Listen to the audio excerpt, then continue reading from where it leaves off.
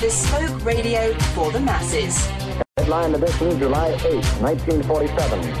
The Army Air Forces has announced that a flying disc has been found and is now in the possession of the Army. If the game is rigged, change the game.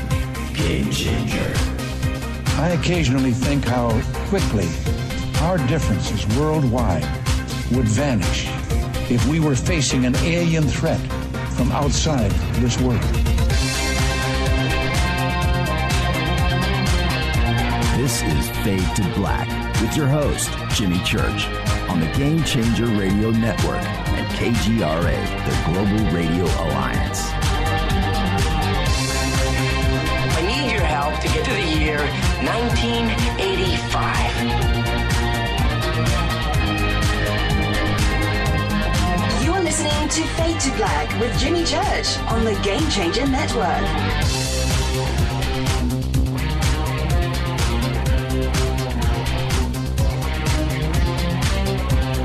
Good evening. Fade to Black, bespoke radio for the masses. Today's Wednesday, May 10th, 129 days into the new year, just 236 days left. We are live from a bunker somewhere in downtown Burbank, California. And I would like to welcome everybody listening all around the world, all across the United States. Hither and thither, to and fro, back and forth, up and down, east and west, north and south, far and near. This is Fade to Black. For KJCR, the Game Changer Network, and KGRA, the Planet, I'm your host, Jimmy Church.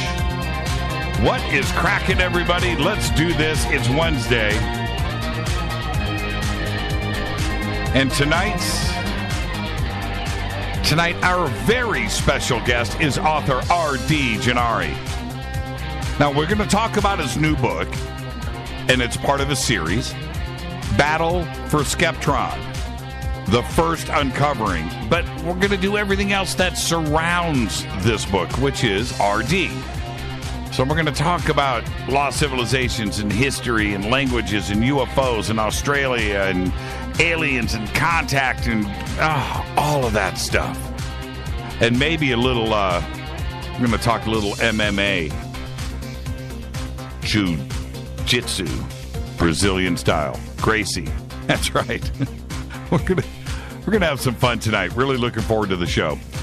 And I just want to let everybody know that tomorrow night we're going to do a best of replay of Trisha Eastman from last week. Rita and I will be taking the night off, but don't freak out, because tomorrow I will be on the Den of Lore show, and that's going to be at 3:30 p.m.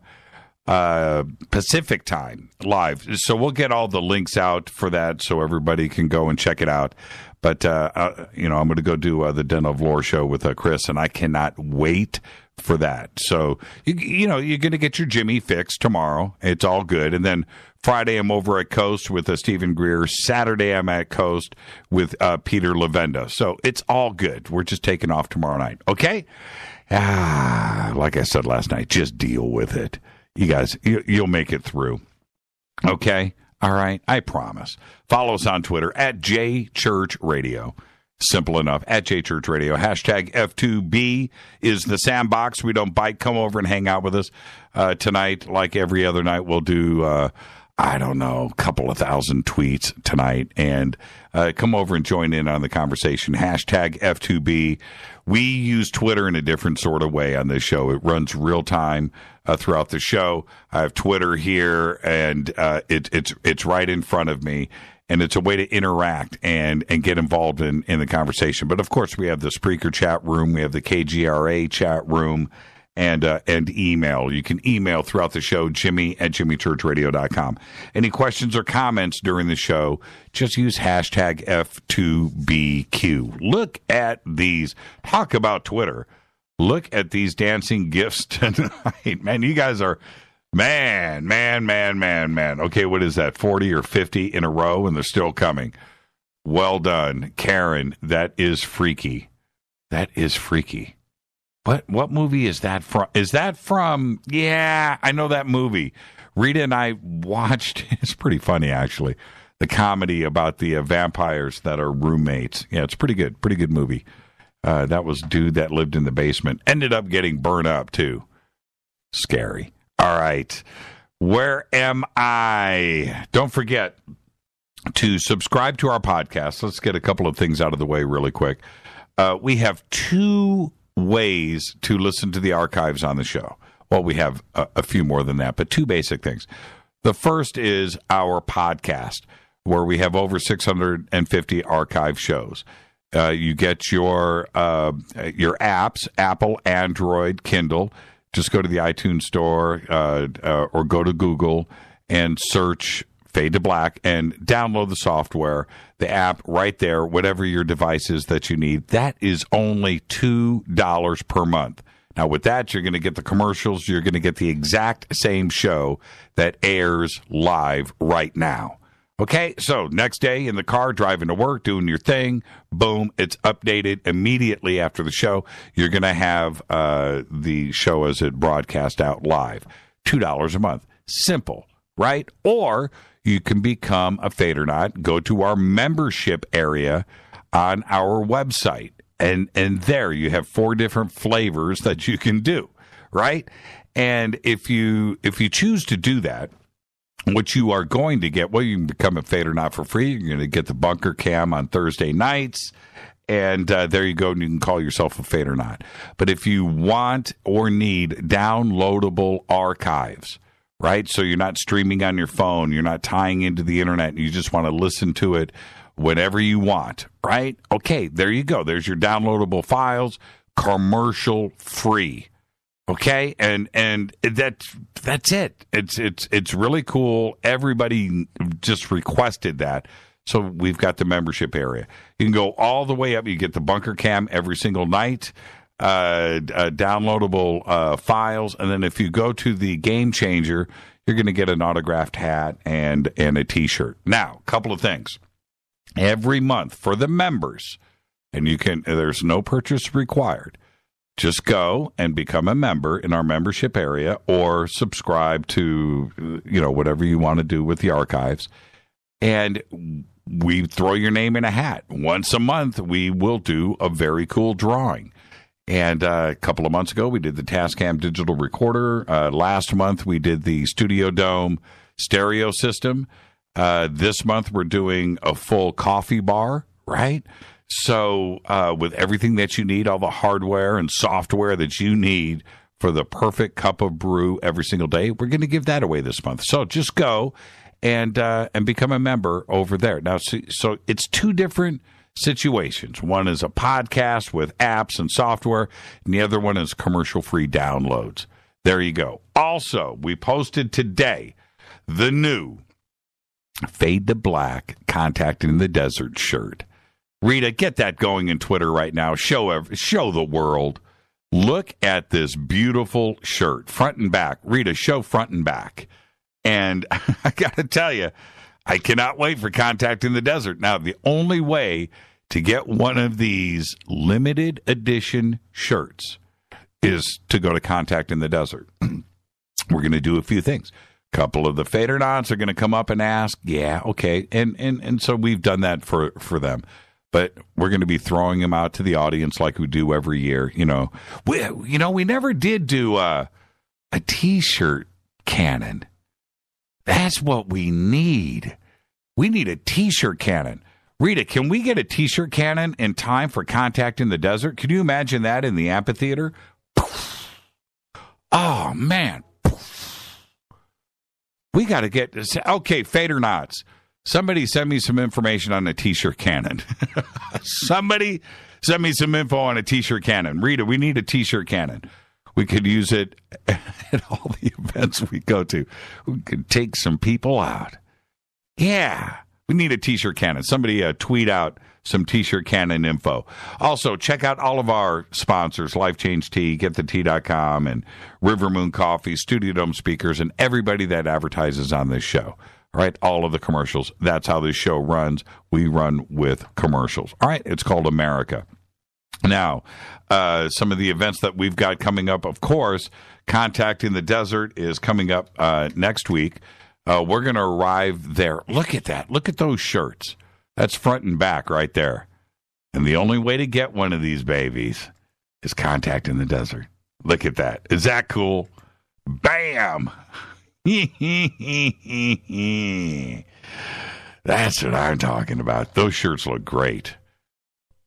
Just amazing. Amazing. And it's coming up next week. So we're going to get there Thursday. And if you get there Thursday, Joshua Tree Saloon. That's all I'm going to say. Joshua Tree Saloon. Thursday night, we take that place over every single year. And it's May 19th through the 22nd. And, of course, we are hosting 3 events that weekend. We have Fade to Black broadcasting Friday night. And then Saturday and Sunday night, I'm hosting panels over in the amphitheater. Both panels are at 7 p.m. Okay? And can't forget Melinda Leslie and her night vision on Saturday night, right? Okay, so to get one of those shirts, you've got to go to Contact in the Desert. I've already gotten emails today already. What, dude, I need to buy one. No, this is for Contact in the Desert. It says CITD on it, right? That's it. You know, how can you get one of these? How can you, buy one of these shirts and then wear it like you were at Contact in the Desert? That's not, no. Hey, you know what? And yeah, okay, there's plenty of room to sign this. So you get the shirt, Contact in the Desert, get that baby signed, and then you can walk around and tell everybody that you were there. That's what the shirts are for. All right, so we've got that. ECETI's coming up July 4th. We will be up at the Spirit and World Transformation Conference. Again, tickets and info over at eceti.org. I'll be speaking twice that weekend. But it's, and that's going to be great. I look forward to meeting everybody. But it's about what goes on there at night, the night vision. Oh, man. Bucket list, checking one off, July 4th weekend up at ECETI Ranch. Looking forward to seeing everybody up there. And yes, we have confirmed another conference that's coming up, and we will do the big announcement for this on Monday. All right? And again, tomorrow I will be on the Den of Lore show. So there you go. All right, let's get the show cracking. Happy birthday to today, Bono, the man who personally owns Ireland. Today is 57 years old. And one of my favorites, I'm going to say it right now. I'm going to say it. Kenan Thompson. Good burger. Kenan Thompson today is 39 years old. Funny dude, man. Our dead guy's birthday today. We need a moment of silence, please. Sid Vicious, 1957 to 1979, died at the age of 21. Of course, bassist with the Sex Pistols. And he overdosed and died so very young. Unbelievable story. His life story is just sad, right? But he did it the way that he wanted to do it. But he never had a chance to see how much he changed the world. And I mean that seriously. Happy birthday, Sid Vicious. Unbelievable. On this day in history, OTD. 1924. Trip on this. J. Edgar Hoover had his first day running the FBI. That's right, today. Yesterday, Comey was fired as the head of the FBI. Strange but true. Kind of weird, isn't it? Think about that for a second. Fader fact. Beats by Dre, the headphones, and I'm wearing them right here. You can see I'm wearing Beats 2, the Beats Studio 2, right? These right here. Beats headphones by Dr. Dre, which can sell for as much as $450, only cost about $14 to manufacture and produce. That's right. That's a Fader fact.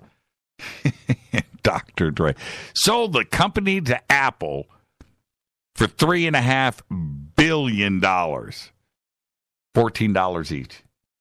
Think about that. Dr. Dre. All right. Today, very special guest, RD Jari is here. Just looking over here on Twitter. He's hanging out. There he is. He's hanging out in the sandbox tonight. We're going to talk about his new book, Battle for Skeptron, the first uncovering, and all things Australia. We're going to take a trip around the world. We're going to talk some ufology and ancient history, and I just can't wait for all of that. And maybe a little MMA. So today, I started tripping. Today, I did a few things as I was doing my research, and Rita, here in the bunker, Rita down the hall was cranking the Led Zeppelin all day, and it was a good day. And so it just, Led Zeppelin has a weird way of making you think in the creative mind, right? That's what Led Zeppelin does. And I started to trip a little bit. And I went back and thought about the significance of what went down yesterday for the country, right? And I was just kind of tripping on it. And, Trump fired Comey. And let's not mistake about actually what went down. He fired Comey over the Russian investigation that he was running against the White House and the staff and the election and the administration, whatever, right? Russian collusion, okay? All right, that's why he got fired. And I'm doing my best to try to stand behind Trump through all of this, but it's getting a little bit trippier as we move along. But he fires Comey over the Russian investigation. And then today, guess who showed up at the White House? Guess who showed up at the White House today? That's right. The Russians. The Russians showed up. Trip on this, right? I mean, of all the things. And then it got a little bit trippier. And I'm listening to Led Zeppelin. Oh, love that. I'm listening to Zepp and just trying to stay in the mood. And then it just started to unfold. And this is what went down.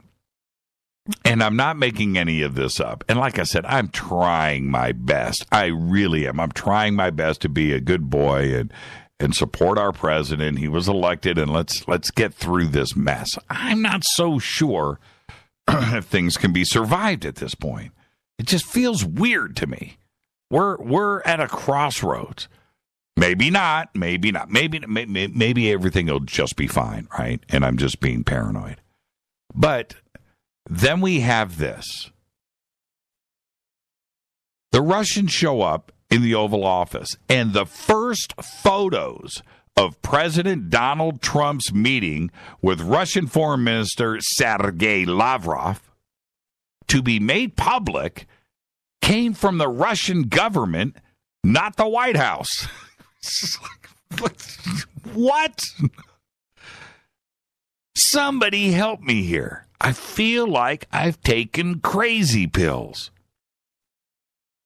The Russian Ministry of Foreign Affairs tweeted a photo of Trump and Lavrov shaking hands in the Oval Office before we did. Stop. They beat Trump to the tweet.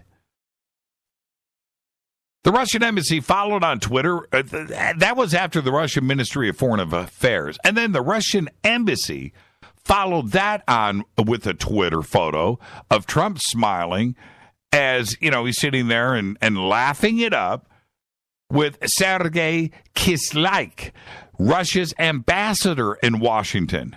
Now, Kislyak had been a key figure in the investigation of the alleged ties between Trump associates and the Russian government. He's the dude that was whining and drinking and doing all of this stuff. Flynn and, Jared Kushner, all of that.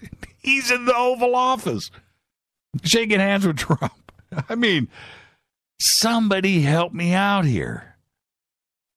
And at the same time, the White House barred the news media from the United States news media, barred them from Trump's meeting with Lavrov. The only photographers in the room were the official White House photographer and a photographer from TASS. TASS was in the Oval Office, but none of us were. Now, I'm just, I don't know. And then it gets even crazier. Now, as if that wasn't enough, if you want conspiracy, you want the deep state, you want nutso, you want crazy, bizarro world, I just gave you all of that. But if that wasn't enough, all right, I'm talking about the red pill and the blue pill. That's where we are at. Listen to this. When journalists were finally allowed into the Oval Office, and guess what? Guess what? Journalists go in. They're in. Everybody's there. No Lavrov. He's gone. I'm not making this up. No Lavrov. Nope. None. You know what they found? They found Trump sitting alone with, and are you ready? Are you listening to me right now? Is this on? Are you ready? They found Trump sitting with Henry Kissinger. What? Who was the National Security Advisor and Secretary of State in the Nixon and Ford administrations back when Nixon fired the last guy that was investigating a sitting president. And we know how that panned out, right? That was the bizarro day for me. And I cannot believe the hardest thing with all of this is that the rest of the country is either tripping like I am, or they are so acclimated now to the craziness where they just don't care. They just this just blew past everybody. It didn't blow past me. I am tripping. And somehow this is going to be allowed to pass like it didn't happen. Is this some kind of strange coincidence? Think about this for a second. Comey fired yesterday because of the Russians, and then the day after, the very guys that he was investigating, the Russian ambassador, are in the Oval Office. Trip on that. I'm not making this up. And this isn't an anti-Trump thing. This isn't this. Somebody sent me this email. Dude, man, you're tripping, man. You love Hillary too much, man. You know, you got to ease up. No, and I should read that email. I should say the name of the person that wrote me that. They don't get it. You know, I listed all of the Clintons' crimes one day. It took me a half an hour on this show to get through the dead bodies that are stacked up behind them. I get it. It was a horrible election. All right. And it wasn't about the lesser of two evils. You know, if you did the right thing in this last election, you probably shouldn't have voted at all. But even though I encouraged everybody to. So here we are. All right. What a trippy day. And now let me follow everything up with this. This was the trippy day that I had. So here we are with hacking that we can't control. Right? It doesn't matter what state or hacker, white, blue, gray hat they're wearing, you know, hacking. We can't control it. We have fake news that we can't control, right? It's what the internet does these days. We have Washington and the deep state losing its grip on reality. I just reviewed what went down in the Oval Office today. Craziness. But we finally have flying cars. We have cars that drive themselves. We have streaming movies to our phones. We have FaceTime. We have live this and that and Periscope. We have an international space station right now, right? We have crazy tech. It's amazing. We have a secret space plane that can cruise around the Earth in orbit for 2 years at a time. But you know what? We can't stop. We can't stop the Ellen DeGeneres quits her show emails. Somebody help me here. Have you seen these emails? I know you've seen the ads. They're everywhere on the net, right? They're there. And I can't believe they allow this to persist. But I have a very, very strong spam filter. I have it on 3 different stages, both Rita and I. We have our private servers that run it. We have our own servers that run our email. We have software there at 2 or 3 stages, spam filters. A couple of spam filters here that run locally. And I got to tell you, a lot of email doesn't get through to me. That should. But the one email, I don't get any spam. I don't get any junk email. I don't get any, right? But the one email that gets through here 10 times a day, the Ellen DeGeneres quits her show email. My spam filter can't figure it out. It's the only thing that gets through, and it gets through 10 or 20 times a day. And the NSA are hiring the wrong people. They need to chase down the Ellen quits her show dude. That dude has got the net dialed. He has got it all figured out. I don't know how it happens. And it comes through. I don't know. I don't know. Somebody needs to help me here. Are you getting the same email? Right now, I want to light up Twitter. How many Ellen DeGeneres quits her show emails do you get a day, despite all of your spam filters? How do they do it? I'm serious. The NSA needs to go and check that dude out. That dude is brilliant. All right. With that, I'm going to get out of here. This is Fade to Black. I'm your host, Jimmy Church. Tonight, author RD Jari, live from Australia, right here. So we're going to do everything, not only for our good friends down under, for all of us, for ufology. Listen to what RD has to say tonight. I cannot wait to have this conversation, so you stay put. You can follow me on Twitter, @JChurchRadio. Kelborn says he gets 0. Seriously? I'm not buying it. Not buying it. Not buying it.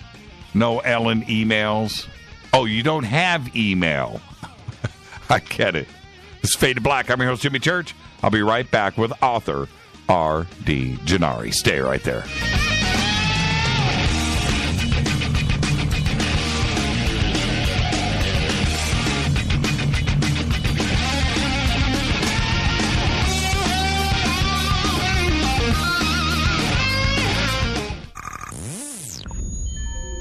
You're listening to Jimmy Church, Fade to Black. Fade to Black will now pause for alien identification. The station that talks the net. KGRA Radio. When you take the beans from Central America with dashes of Indonesian and African mixed in and then roast it to the dark side of Fade to Black, you create the ultimate brew of fringe. Introducing the Fade to Black blend from Rivermoon Coffee. Yes, Rivermoon's darkest customized roast was created for the love of Fade to Black. The alchemy of masterful roasting and smoking the beans is in every sip of this full-bodied dark Java. I need my coffee dark, deep, with distinct bittersweet chocolate highlights, just like the bunker. Leaning further into the darkness of the roast is Fade to Black blend from Rivermoon Coffee. Just click on the banner at jimmychurchradio.com and use the promo code F2BBLEND for 15% off of your order today. Go Beckley Tepe. Hi, folks. Let's wind the clocks back 60 years. Food was different. Food provided health and nutrition, and using supplements was minimal. Unfortunately, now we have chemicals, GMOs, herbicides, and pesticides that can be quite lethal in the name of our food supply and, of course, the ever-loving dollar. Supplementing our diets can be very important to stay healthy. Cleansing from daily intruders to the body might be critical. Live strong and take charge. Log on to getthetea.com. Our herbal tea is a great way to cleanse from intruders. Our supplements is a great way to maintain and improve your health. When your health is not up to par, go to getthetea.com. No GMOs, no fillers, and organic, and very helpful in keeping you at the top of your game. Life is too short to feel, you know what I mean. Stay in the game, at the top of your game with GetTheT.com. That's GetTheT.com. Again, GetTheT.com. 9 out of 10 geneticists agree. Fade to Black is not your father's radio show on the Game Changer Radio Network and KGRA, The Planet. Hi, this is Chase Kletzky with Fate Magazine Radio, and you're listening to Jimmy Church and Fade to Black on the Game Changer Network and the KGRA digital broadcast station, where the Fade or Nots rock. Hi, this is Rob Reiner from Anvil, and you're listening to JimmyChurchRadio.com. What's up? I'm Chris. What up? This is Kyle Matthew, and you're listening to Jimmy Church Radio.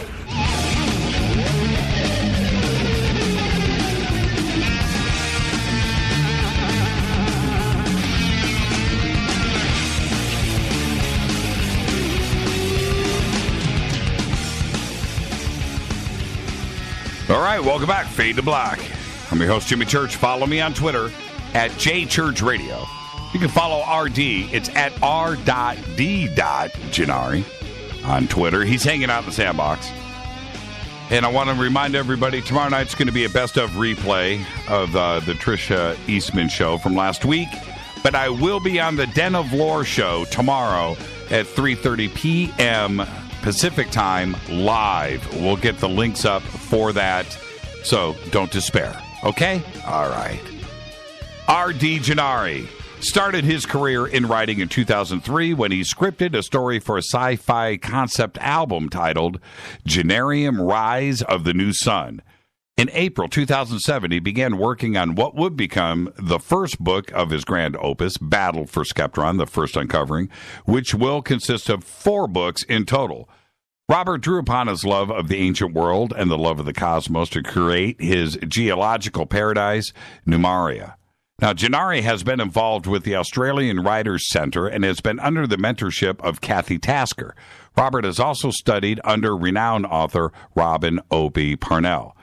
Robert is a highly trained Brazilian Jiu-Jitsu instructor and national champion. He also he's a respected freestyle wrestling instructor under the tutelage of 3-time Olympian Ali Abdo. These styles of combat have directly influenced and inspired his book series. So what that means is RD is the guy that you want to go drinking with, and then you can go and just talk all the crap you want at the bar. Is that right, RD? Welcome to the show. Yes, that's 100% right. Welcome to the show, my friend. Now, look, let's just get the disclaimer out of the way. First-time guest, you get the first-time guest disclaimer, which is this is just you and I sitting on my couch talking as friends. Where we start. Where we end, but we're going to end as friends. All right? You ready to go? I'm ready to roll, my friend. Now, let's do this out of the gate. I want you to give a big shout-out to our wonderful, fabulous Australian audience right now. Just let her rip. Guys, thank you for listening so much. I appreciate everything, all your support. We are live in America right now, across the board.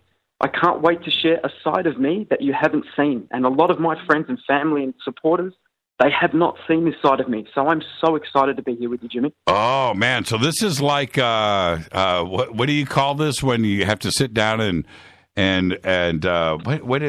intervention? Yeah, tonight's an intervention. Yeah. Or I'm sitting on your couch. You're the psych and I'm the patient. Yeah, right. With the live Periscope feed going back to your parents.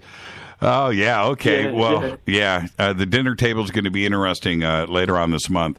So this is what I find amazing. Australia has it all. It really does. Australia, you've got, of course, you've got UFOs, you've got cryptozoology, you've got an ancient culture there that is one of the oldest on Earth. You've got possible Egyptian travels to Australia. You've got the best cave paintings. You've got your own Area 51. You've got Wolf Creek and one of the greatest serial killer stories of all time, right? Australia, and it's just a fascinating country, isn't it? I mean, you guys have got it all going on in Australia. We really do, Jimmy. I mean, like, say, for example, I don't know if a lot of people know, but those people who watch the Ancient Aliens TV series, they would probably see, you know, a lot of pyramids around the world, and they think, oh, we don't hear really much about Australia, but we've got pyramids here. Of course, it's out of the mainstream academia, but we have pyramids here. We have the Proto-Egyptian hieroglyphs found here in the Carryong in New South Wales, in a place called Gosford, depicting a Lord Dejeb and Nefertiru who was bitten by a snake and had to be mummified and died. So basically we have these incredible stories that are always correlated with the ancient dreaming Aboriginal stories. So it's not just some people looking at these glyphs thinking, okay, that's what it is. No, we have this backed up by Aboriginal elders saying, we didn't put that there. That doesn't belong to us. So it's amazing, Jimmy. It really is.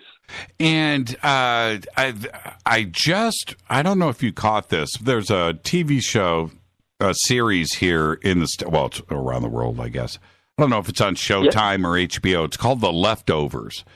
And right now, they are in Australia with the Aborigines and that whole, I don't want to say paranormal because that's not right, but their spirit side of that culture, and that is breaking out too.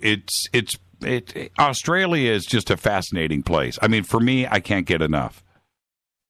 Yeah, it really is, Jimmy. I mean, you know, probably the East Coast, a lot happens on the East Coast of Australia because there's a lot of people there that are in that community which they are being enlightened and they are looking at different alternatives to the histories.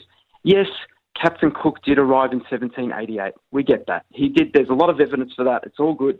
But there's so much going on with people arriving. You know, the earlier settlers are the Europeans, you know, and now the Egyptians now supposedly were there because, you know, all these glyphs can't just have been done by, you know, hack artists. It has to come from somewhere. There's some weight there, Jimmy. So, yeah, it's uncanny, my friend. And a lot of people here, a lot of my friends, they don't really know about it. It's just the people that are, I guess, in this sphere of knowledge that they will know. But hopefully people listening to your show, my followers, your followers, hopefully now they are starting to get a bit more of an understanding how amazing Australia is and the Eastern Shore. Yeah, no doubt. So, no doubt. Yeah. Now, before we get too far into the esoteric, which we're going to spend the rest of the show on, I do want to talk about your jiu-jitsu background and the Brazilian side of things. I've been following MMA since the very, very first fights that happened. And, of course, the Gracie family and all of that. Yeah. And those original Gracie fights, and I'm talking about bouts 1, 2, 3, 4, and 5, maybe the first 10, which you can get, you know, on videotape now, but were introduced not only Brazil and the Gracie family to the world, but that is a whole culture that goes on in Brazil. And you're part of that. What got you? You're a national champion. So what got you into the fight game? Well, that's a really good thing. And before I answer that question, Jimmy, I just want to make it clear to all the listeners, I don't necessarily 100% advocate the whole UFC thing and you know, beating on someone. I'm not a violent person by nature. So I just want people to know I'm a lover man, not a fighter. So, but secondly, in answer to your question, I'm not a huge guy. So I'm 5'8", 5'9", about 155, 160 pounds. So growing up in Brunswick, it was a little bit rough where I grew up in Melbourne. So I needed to know how to defend myself. And I did karate, I did taekwondo, I did all the, you know, the popular kickboxing, the boxing. I did that and it was great, but I remember going to my first jiu-jitsu class and I was manhandled. Like, I felt like I was completely helpless. That's the Gracie Jiu-Jitsu style I'm talking about now. Right, because there's many styles of Jiu-Jitsu. Right. I was absolutely helpless. And you're either going to do one of two things, Jim. You're going to say, okay, I'm going to do this, and I'm going to do it, and I'm going to learn it. Or you can put your tail between your legs and walk away and say, this is rubbish, I don't believe it, and be disgruntled about it. I did the first part. I come back the next night, and then I started to learn and then work out, the different transitions on the ground. And it just opened my mind to different concepts on not even just fighting, but on body movement, on gross motor skills. You know what I mean? Yes, I do. And this, yeah. So, well, and this is the other part that comes from that discipline, though, is you learn your mind, you learn who you are, and you start to get the whole meditation side of things. You become more balanced, and all of that opens up for you too as well, which feeds right into this other side of our world of spirituality, of consciousness, and as crazy as UFC, like you're saying, as violent as it can be, but there's the other part of it where you discover yourself, and that applies to everything else around the world, doesn't it? Yeah, that's a really good point. And you often see after the bouts that the people, after they fight in the UFC, they're hugging, their teams are high-fiving, all the hype before it. It's just, it's just hype. They don't hate each other. They're friends. They train with friends. So you're right. There is something that's innate about it. And it's really interesting. I had an interaction the other day with a very, very, very strong new student that come in. He would have been, probably 195, 200 pounds. He was a big boy. And they always come into the club the first time and they try to rough you up and manhandle you. Now, I could have done something. I could have snapped him to the ground. I could have neck cranked him and peeled his spine out of his body. But I didn't, Jimmy, because this kid needs love. He doesn't need me to hurt him. He needs me to put some ethics in on him. He needs me to say, look, man, there's a different side to this. You don't have to be angry and violent. We'll work on whatever's upsetting you outside, but when you're in here, there's got to be respect, because this is not a game. You're dealing with people that are really highly skilled. So let's start from the start. Let's introduce each other again, and let's go from the beginning. And you know what? 9 out of 10 of them, Jimmy, they always turn around and they always shake your hand after it, respect you for what you've done and said, and they end up being lifetime students. You know what I mean? You see them for the next 10 years. It's incredible. Yeah, that's such an interesting part of it. I just have mad respect for any, not only the Gracie style and jiu-jitsu, but just to go through and respect what it is and to get through it and to train like that. I have been, and plus I never had that discipline. I never did. Oh, okay. I tried, I did, over the years when I was a kid, and, I visited, a few karate schools, and I went, and I was like, I can't do it. I can't. I may do this for a day, but I can't do this every single day and train and do that. I never did. I went the other route. I played guitar and smoked weed, and maybe that was the easy way out. I don't know, but I just have. We all did that though, Jimmy. We all did that. We all played guitar and smoked weed, man. And I did that too. I'm guilty. So. Oh, there you go. Well, and you mentioned your family, that they may not have known this side of you. You grew up in Melbourne. Are you saying and Westall was right there too as well? Were your parents aware of what went down in Westall in 1966? My dad and my uncle were. My mother's side of the family, a lot less academic than my father's side. So we have like a pharmacist, we have doctors all on my father's side. So they did know what happened in that area. They didn't really speak about it much, but it's just crazy, isn't it, Jimmy? I mean, it's just crazy how these things happen just near you. You know what I mean? Even like, say, for example, Dr. Michael Sala, a good friend of mine, right? He spoke in his last book, I think it was The Insiders Reveal the Secret Space Programs and Extraterrestrial Alliances, that book, about Rico Botta, who was, working with anti-grav machines down the road from where I live, like literally down the road. So, and the actual boundary to that is 50 meters away from a plexus of shops, tennis courts. And it just blows my mind. I can't believe that what happened in the backyard. It's incredible. Yeah, right there. Now, Westall, for those that don't know, I mean, most listeners to this program have heard me talk about this many times, but Westall, that UFO encounter and incident is one of the most extraordinary in the history of not only UFOs, but of planet Earth. And what had happened there, it's a school in Victoria, right there, Melbourne, and right in the middle of the day, a flying saucer flies over the school, lands in a field next to the school.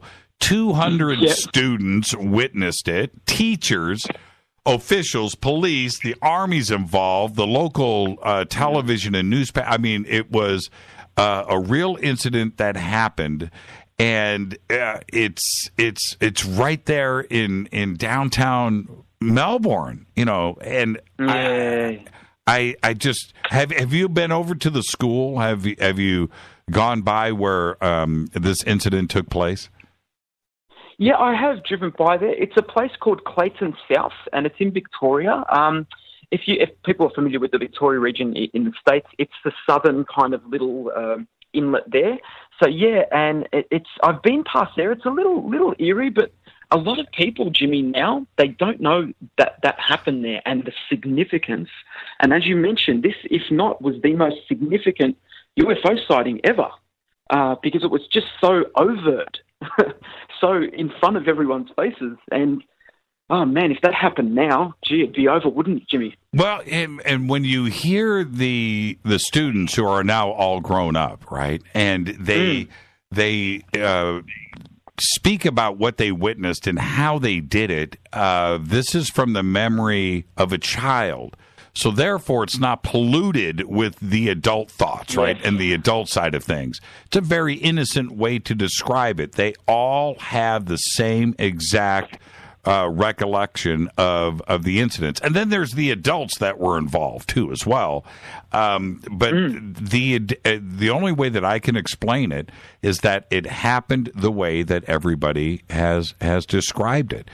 But I can't put it into words that your parents were there and were part of all of that. My parents never had anything like that to share with me. Yeah. It's really amazing too, and because I don't know if you knew, but I was a primary school teacher for 6.5 years at Flemington Primary School, so I know children, how they communicate, and you're right, the kids, when they see something, that's not polluted, it's what they saw. So it's just, and right, these kids now are, in their 60s, 50s, 60s, so it's crazy what they would have seen back then, and to happen just in Clayton South, it's probably about 45 minutes from where I am, down the freeway, so it's not that far. Incredible stuff, Jimmy. The world really is magical and mysterious, and God, man, I just hope that we just see a bit more coming back to us humans in our culture. I just want to see a bit more truth, man, a bit more honesty, a bit more, just give us something. I want something. You know what I mean? I'm dying for it. Well, and when we look at incidents like Westall, totally squashed by the government and the media, right? There's nothing, nobody wants to talk about it now. And that's another example of a lot like Roswell. If there's some correlations here, they're almost the same. We had all of these witnesses for Westall, and that's it. It's like the incident never happened. For you to grow up and become a science fiction writer and researcher and things that you do today, did you have any sightings when you were young? And what authors were you reading growing up? Great question. I personally haven't seen... I've experienced a few things which I'd love to speak to you about.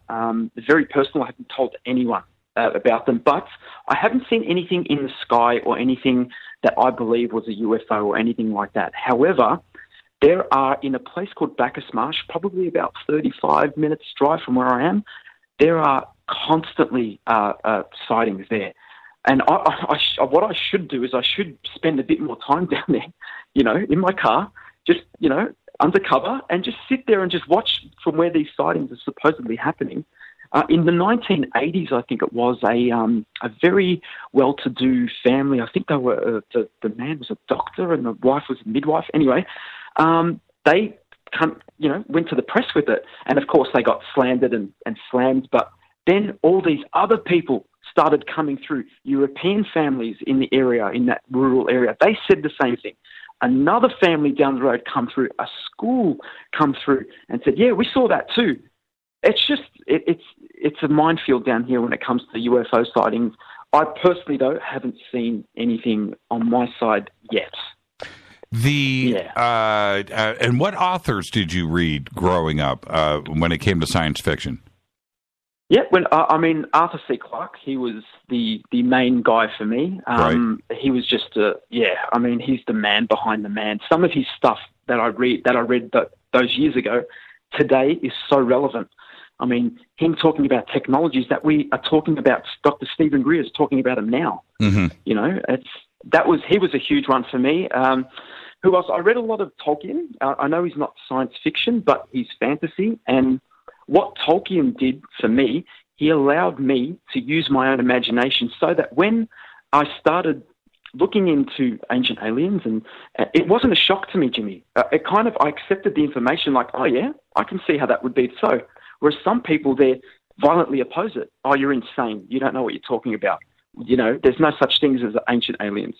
But I had that, thank God I grew up reading all these science fiction, all this fantasy, and I had a great background in being able to use my mind and think, no, this could be possible. And lo and behold, you start reading science journals and wow, that device is real. You start discovering Tesla. Oh, wow, what he had Wi-Fi back in that day. Incredible. So now the science fiction realm to me is not science fiction. To me, it's science fact now. So that ship sails for me. So not everyone would agree with me, but that's my personal subjective opinion. Yeah, I did the same route. My two main guys would be Arthur C. Clarke and Tolkien, and the reason for that is, I read them both very young. I read Arthur C. Clarke when I was very, very young, but as I started to read other authors, Tolkien and Clarke started to get better and better to me. I started to realize how brilliant they actually were. And I'm not slighting anybody else out there, but those two were really, really good at what they did. And I do agree with you, though, with what Clarke did and so many things came to pass. It enables you as an author, I would assume, to know that you can be that good. So was that your barometer? Did you know that you were able to get to that level? Yeah, and I'll tell you why. And I was having this discussion with a friend of mine, and I said, look, we all have something, like we're all the collective consciousness, right? If we look at it from that perspective. So Tolkien grew up in a very interesting era. He was a highly educated man. I'm using him as an example. He was a philologist, so he studied the history of ancient languages. He'd come through the Battle of the Somme, which was a brutal, horrible, disgusting war. He saw some out-of-control situations that he, was able to draw upon for his own writing. But the crazy thing is that I feel that, okay, I didn't go through a war, right? I didn't go through a war. I didn't have those challenges, but I had my own challenges. I battled a little bit of depression when I was younger. There was a few situations that I, thank God for the right people at the right time, or else I may not be here speaking to you on the phone. So I've had my own tribulations and my own things that have happened. So technically, I understand that everyone's different technically. However, the idea of creativity is ethereal, and no one's better or worse. It's just, I think certain people have an ability to maybe see the source a little closer and feel that. And I'm not blowing my own horn here, but I have been told that my book is very reminiscent of the Lord of the Rings style because of the concepts that are grasped within it. And of course, putting that little sci-fi spin on it as well, it gives it a little bit more of a slightly bigger world instead of that just solid single landmass. It's now a solar system galactic issue, not just a smaller landmass. So I really do feel that Arthur C. Clarke, especially the Space Odyssey book, I mean, that was just so influential. And being able to draw upon these greats, I thought, no, I can do this, and I'm going to do it. It's going to be hard. It's not easy. I need to find out what I need to do to get to that level. I studied my behind off, Jimmy. 10 years of research before I even allowed myself to write anything. How's that for discipline, right? It's crazy. Right. And where did you start to focus on with your research? Were you looking at lost civilizations, ancient history, or were you looking to the stars? Both. And it's funny because I got into all the, the Carl Sagan cosmos and all that. But Jimmy, and I'm going to say this now, I always took it with a grain of sand, because I was sitting here looking at that and I'm thinking, you know what, there's got to be more than just what he's saying. So then I started looking online and researching about the alternative ideas for space because, academia are going to give you their narrative, Neil deGrasse Tyson, all those guys, the East Coast guys, they'll give you what they, what their version is. But that wasn't enough for me. I didn't accept that. So I started researching it, and then I stumbled upon von Däniken, and bang, that just changed everything. I'm like, this guy, I'm on the same page as this guy. Yep, I get him. I know what he's talking about, and that makes more sense to me. So I did that, and of course, being of Italian heritage, I researched the ancient Roman days. I read about the Spartans in Greece. I started even looking into the language, the ancient Greek Katharevosa language. I started researching a bit, ancient China, martial arts, of course. So those were my two main areas, which led me to this whole disclosure environment. And I haven't looked back since. Yeah, that's very interesting. We're going to take a break right here. When we come back, I want to talk about just that. I want to talk about your take on alien interaction right now with us here on Earth. Very fascinating subject. Our guest tonight, RD Jari. And yes, we will talk about his book, The Battle of Skeptron, but we're going to talk about history. We're going to talk about ufology and all of the things today that concern us all. I'm your host, Jimmy Church. I'll be right back.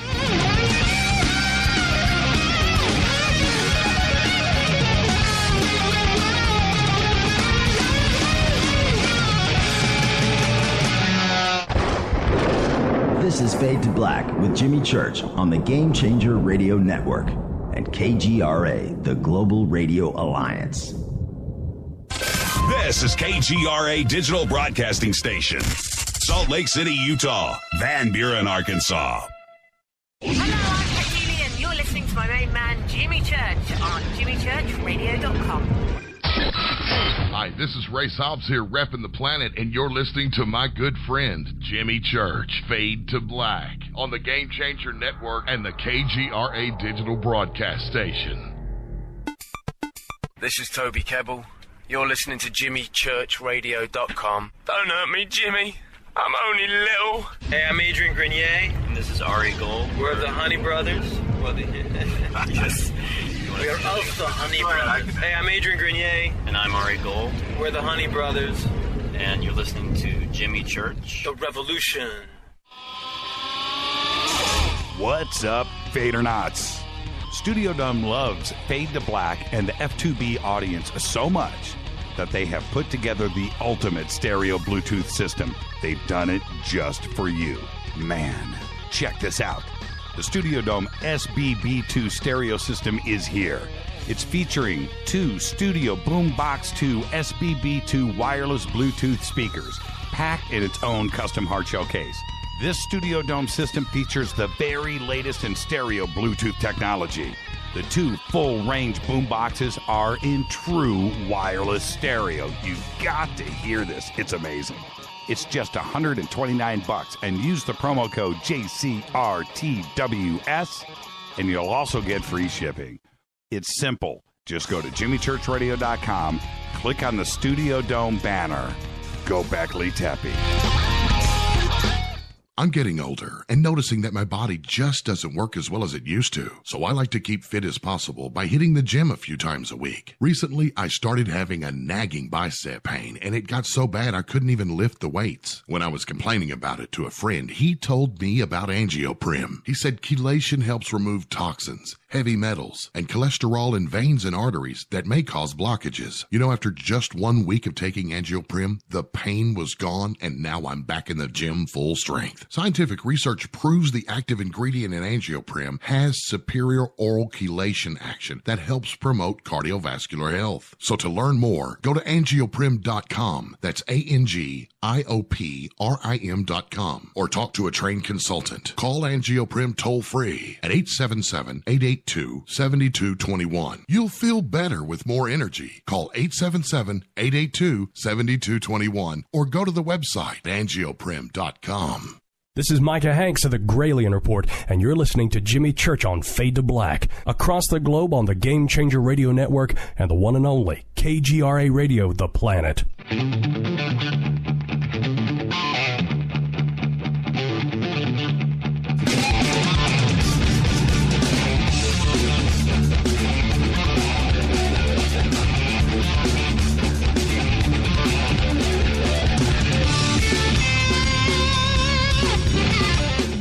All right, welcome back. Fade to Black. I'm your host, Jimmy Church. Follow me on Twitter at JChurchRadio. You can follow RD at r.d.Gennari on Twitter. He's hanging out in the sandbox. This portion of the show is brought to you by River Moon Coffee, makers of the Fade to Black blend. Now, we're going to give away this month. Go to our membership area and become a member. But we are going to give away a full coffee bar for one of you lucky Fadernauts this month. That's right. They are the makers of the Fade to Black blend. Just go to their banner over at jimmychurchradio.com. Use the promo code F2B blend, and you will get 15% off of your order. Our guest tonight is author RD Jari. And now, RD, you're friends with Michael Salla, and you are researching and are involved in this community of ours. What do you think about the interaction that is going on with ET and here today? And I know that's a broad stroke of the pen, but let's just kind of start there. Yeah, for sure. Well, I mean, I watched David Wilcock and Corey Good's Cosmic Disclosure on the Gaia Network TV, which is a fantastic show. I also look at the other spectrum of it. Obviously, you have Dr. Stephen Greer, who has his Disclosure Project and his amazing video Unacknowledged. So if we just look at those two areas there, what I feel, and with my own spin on it as well, I definitely feel that with so much secrecy and so much that we don't know, we're not being told, it's naive to think that something is not going on in regards to extraterrestrials. I just think it is today. If this question was asked a little while back, maybe 20 or 30 years ago, maybe not. But today, it's kind of incontrovertible now. So I think what's happening now is there's definitely something going on. Without going really far down that rabbit hole, I think that there's an intervention happening now. Something is happening. It's been happening for a long, long, long time. Unfortunately, the power structures that are controlling it aren't allowing us to get this access. So, I feel that the next step for us, we really will need to take that initiative and start doing what we're doing now right here. I'm an author and I'm speaking to you about it. People are listening. My followers now are going to say, "Oh, Rob, what do you mean by that ancient alien stuff? You never mentioned that." Bang, we're going to get more people in. We're going to get more people understanding it. When more people know, it becomes collectively a part of the consciousness, and we move forward. And it's no longer a mystery. It's accepted. So we probably can have a disclosure, and maybe it doesn't need to be a horrible, brutal disclosure, but something that's a bit more clean cut, I guess. And how do we do it? What's the first step? Good question. And this is one of the reasons why I started writing them. I was originally in an industrial rock band. I was an accomplished musician. I was almost about to embark on opening up for Nine Inch Nails back in the day, but I just saw a part of the industry that I found was very dark, and I didn't want to go down that path. So I sat down, and I gave this up after many, many years. It's not after 2 or 3 years. I mean, like 25 years I gave this up. So I sat down and I said, right, what do I love? Okay, I love stories. I love science fiction. I love fantasy. How can I help people? Because I'm not in this for me. We're in this together. And I'm not being all sensitive and puppy dogs and ice cream about it. This is the honest-to-God truth, Jimmy. I said, how can I help? What am I doing? I can't just play music in my bedroom, and that's selfish. How can I help people? So Battle for Skeptron come to mind. I thought, wow, what an amazing ability for me to connect with people. If you've ever been to these Comic-Con events, these supernova events, there are literally thousands of people. And you know what? They're coming down here to escape reality. The 9-to-5 burden jobs that they have, the rigmarole they go through, they're coming away from that to be in this environment. So in this environment, I feel this is a great area for us, at least for me, to start getting the knowledge out. And my next book is even going to be more about what's kind of going on. Although I didn't write an allegory, you still draw correlations between what's happening now with the secrecy here and in my stories. You'll start, the pieces will start being lifted off and the picture will be painted. So that's my overall idea of how I want to get involved. And I think this is a really good idea. Corey Good sees it because he's doing his graphic novels as we speak. So he sees this as a really big opportunity too. So we just need to do this, man. We need to get this knowledge. The young kids, they get it. The sci-fi fans, they're cool with it. I tell you. I mention ancient aliens and they go, oh, yeah, no worries. Yeah, that's okay. Yeah, right. They're not shocked. They're not freaking out. Yeah. Sorry about that. I had to hit the cough button. You can hear me cough, by the way. The audience can't. I hit a cough button, but the cough still goes through to you. I know you're like, man, church, man, that was loud. But no. Yeah, they don't hear it. They don't hear it. It's funny because when I do when I have a guest on and they're talking and I have to and they're still talking, right? I'll hit the cough button and I'll cough and they'll pause. They'll stop like, what? Did you just do that? No, I don't. No, the audience never hears it, but the guest does. How do you digest, not only as an author and a researcher, but because you hear everybody's point of view, whether it's Dolan or Bear or Linda Moulton Howe or Stanton Friedman or Greer or Corey Good, Michael Sala, the list goes on. And you hear these different points of view through their research. How do you filter it? Or do you just listen to everybody? Yeah, look, that's a really, really good question. I'm so glad you asked that. I was having this conversation with a very close friend of mine. He says, Rob, there's too much data. There's way too much. I said, I know there's too much. I get that. But what we need to do is the best way to find things out. And I think, the people you mentioned, Dolan, Linda Moulton Howe, I love all these people. I can't wait to meet them and I can't wait to hang out with them. I love them all, right? I don't agree with every single part of what they say. Hell, I don't even agree with 100% of what Von Daniken said, but 85% of it, I nod my head and I go, you know what? Man, you're right on. You're spot on. Alex Jones is another good one. I don't agree with everything he says, but some things that he talks about, I kind of go, you know what? That one or two things that he's speaking about right now, I agree with that. I can see how he would draw to that conclusion. So what I do, what my filter is I look at what is workable, and if it's real to me, and if I then go and research it and have a look and see what the backup data is for that, then I draw my own conclusions. And I know there's a little bit of a risk between my the two people I research and look up to, the groups, I should say, the Corey Good, Wilcock, and obviously Stephen Greer and all that side. But it's okay because they're almost 80% on the same path. So I advise people, don't get too caught up in that. Not everyone is going to have chocolate cake tonight. You're going to have apple cake. I'm going to have a custard tart with a bit of raspberries on it. It's okay. Not everyone sees everything the same way. But if they're 80% on the right track, that for me is good enough. And I work with that. Do you know what I mean, Jimmy? I do. Do you feel the same? Or? You kind of have to be that way. You just have to until we know, until we know, and that goes with not only the UFO side of things, but it goes with the paranormal and ghosts and demons and religion, all the way over to what's going on in Peru or Australia. You guys have some of the most incredible old cave paintings that obviously are not humans, right? I mean, something happened. So they can't hide it anymore. No, until we know the truth, we just have to continue to listen to everybody. Which brings me to the way Australia, the government there, and the mass media.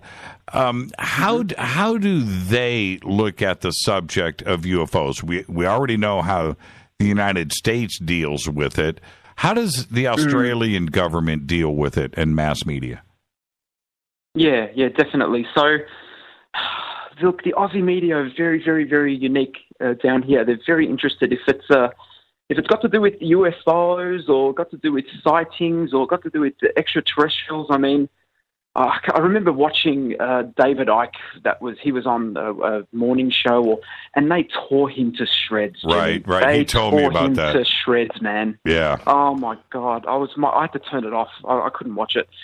And it's just once someone gets something in their head in the media here, it's like wildfire. But having said that, there are a lot of good young journalists in Australia that are breaking these paradigms, and they're changing the way that they look at things. So our government's very conservative, so I don't expect this to be prominent with our government and for them to advocate this type of or encourage this type of converse, this concourse. So, it's definitely not taken too seriously in our country. I mean, I think in America, there's so much buzz about it now that, from what I can tell, there's just a little bit more discussion about it. But in Australia, no, they just swat it like a fly.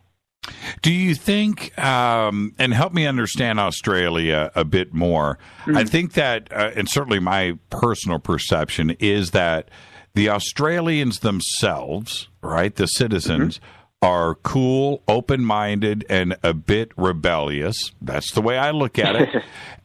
But yet, you guys are led by a true, the exact opposite of what the people of Australia are. Your government is extremely conservative. It's like they're working against each other. Now, am I wrong with that perception, or is that actually how it is? Jimmy, I couldn't have said it better myself. Have you ever watched our Parliament in session? Yes, I have. You ever... Yes, I have. Oh, man. Like a bunch of whining teenagers. It's horrible. But look, once again, I'm sure there are, in the localities, not in the main centralised control compartments of the government, the fringe, the people on the fringe, there are some really good local people that are running into office now that are open-minded. They're looking at different energy systems. They're looking at, of course, they're getting, torn down by the big guys. But, it's definitely the case. Australians are really cool with a lot of that knowledge. They're great people, easygoing for the most part, of course. And they're very, very much so. If we can just get this idea of the people and that general personality, if you'd like to say, if we can get more of those types into the government, then it would be such a better place to be as far as with the disclosure movement is. But rest assured, Jimmy, I tell you, it's really starting to come through the woodwork now. A lot of this knowledge is really starting to come through. I mean, you see Elon Musk, he's everywhere. The Tesla Powerwalls are all over Victoria. You see them here, and people start asking questions. Okay, what type of technology is that? I mean, it's only solar. It's not that super fantastic. It's actually quite embarrassing compared to what me and you know of what the technology can be. But we hadn't seen this in Australia before. So it is changing, and I think there's strongholds to greater or lesser degree, my friend. I think it's getting weakened. And one last thing about Australia, and then we'll move on. and I want you to take this the wrong way. I don't know. Take it the right way. But yeah, go. Melbourne and Sydney could not be two different cities. I mean, you cannot really be two more different situations. Well, it's two different coasts and a lot of things, and Australia is a big country. But they are truly two different cities, two different types of people. Mm. Oh, yeah, totally. I mean, Sydney's a very, very different place. For starters, the whole city's gridlocked. So there's only one-way streets around the whole city. So you cannot, if you turn the wrong way, you're screwed. You have to go around the whole city to get back to where you were. I thought I'd just throw that in. That's kind of funny. That's pretty interesting. However, we're very different because even the nomenclature that we use in Melbourne is very different to over in Sydney. Sydney, it's just, I think Sydney's a little bit more, even more conservative, I think, than Melbourne in certain ways. Oh, yes. They have a little bit more of a coastal environment, so it's a little bit more beachy towards the northern areas of Sydney. So it's a little bit more of a different vibe. It's a lot sunnier there than it is in Melbourne. Melbourne, one day it's 10 degrees, the next day it's 35, the next day it's 14. It's crazy here. So maybe that affects people's, mentality or, and culturally, of course, it's probably different. Migrants went there and come down here, and it's all inclusive. Now, what about MH370? Now, and the Malaysian plane. Now, what is fascinating for me is Australia being involved in the search because obviously, well, not obviously, we don't know, but it headed south, we think, and Australia was part of that. What do you think happened to MH370? Look, there was so much reporting on this here, Jimmy. It was on TV constantly, and then a lot of the reporting changed. So on the Monday, it was this type of report. Right. On the Tuesday, it was this type of report. It was so confusing to follow. So, and they started getting into a lot of the reports were very flowery in their descriptions. Like they were talking about, technical, not flowery, technical in their descriptions, like voice module, cut out, and then we lost, frequency between this altitude and that, and they just started rambling on all these technical points, and I'm like, it's obfuscation now. They're confusing us now. That's crazy. So I don't know what happened to that because I don't know what to believe. There's so much ill truth out there. I don't know what to believe, but definitely something's going on, and there's a cover-up. Definitely a cover-up going on with that MH flight. There's no doubt in my mind. What about yourself, Jimmy? What do you think? See, almost all of the flights and the boats and everything came out of Australia. And, it was the closest thing there to the search area. But I just felt like the Australian media wasn't covering it correctly. And it was as close as we could get to real news reports. Everything, even for the United States, everything was coming out of Melbourne and the west side of Australia. But nobody knew. Nobody didn't know anything. And it just felt to me like it was manipulated, I guess is the right way to put it. I don't want to totally poo-poo on the Australian media. I don't, but it just, the only thing that we had was Australia, and we got nothing. It's very sad, Jimmy. You're on point on that one, and I feel that too because I read at a decent high level. I'm well read, and I listen to the words they use to describe their reports, and I'm just thinking, hang on a second, this is just jumping back and forth. This is rubbish. I can't watch this because there's no evidence or data. They're just jumping from one idea to another idea, drawing to conclusions that really don't mean anything or don't go anywhere. So I agree, my friend. It was a very strange week that week with all the reports on that missing flight, and we even got some more reports. A few months after as well, we got reports in the media. They popped up on news feeds, and once again, just rambling on all this data that led to nothing. So I apologize. You don't have to. I'm looking at, Mark, from Australia in Twitter, and he says, we were involved in the search because Tony Abbott is a tool and wanted to feel wanted by the world. You got to laugh at that. That's pretty funny. That's pretty harsh. Now, and there's something else I want to touch upon really quick. Melbourne has, for some reason, been more so than Sydney or the east side of Australia, except for Wolf's Creek, but that's another story, in the paranormal and ufology. And 11 years after the Westall encounter, we have the Fred Valentich story, which is still to this day is unresolved. I don't know what to make of it. I think something happened. I don't think it was fabricated on his part or some kind of crazy suicide. I don't know. But that happened. Yeah. That's another Melbourne story, right? Yeah. It's crazy. I mean, people describe that whole flying saucer event and, he went missing, but definitely there's a lot more to it, because once you research this, you jump onto Wikipedia, you jump onto Google, a lot of the conclusions are really loose, and there's no evidence. I mean, at least not that we're aware of anyway. So, I remember seeing something about that popped up in, I can't remember what the news feed was. I think it might have even been on the Royal Australian Air Force RAAF website or something like that, mentioning the anniversary of this event. But look, there's a lot of stuff here that really gets brushed under the carpet, and I think this is what I kind of like about what you guys do in America. And I appreciate you Americans doing this. Whenever something happens, you guys are onto it, man. You guys are onto it. Here, maybe it's a population thing, because we only in Australia with 22 million, I think, and that's probably what New York City has as a population. Right. Maybe it's population. I don't know, but you guys are onto it, man. Something happened, bam, you're onto it.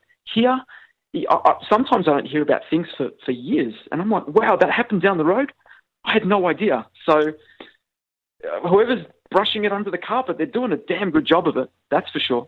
And now that you are, you're a published author, you are now part of the media. Books are media, publishing is media. And we have, with not only science fiction books, but we have Hollywood. We have Australia makes some wonderful films and science fiction and stuff.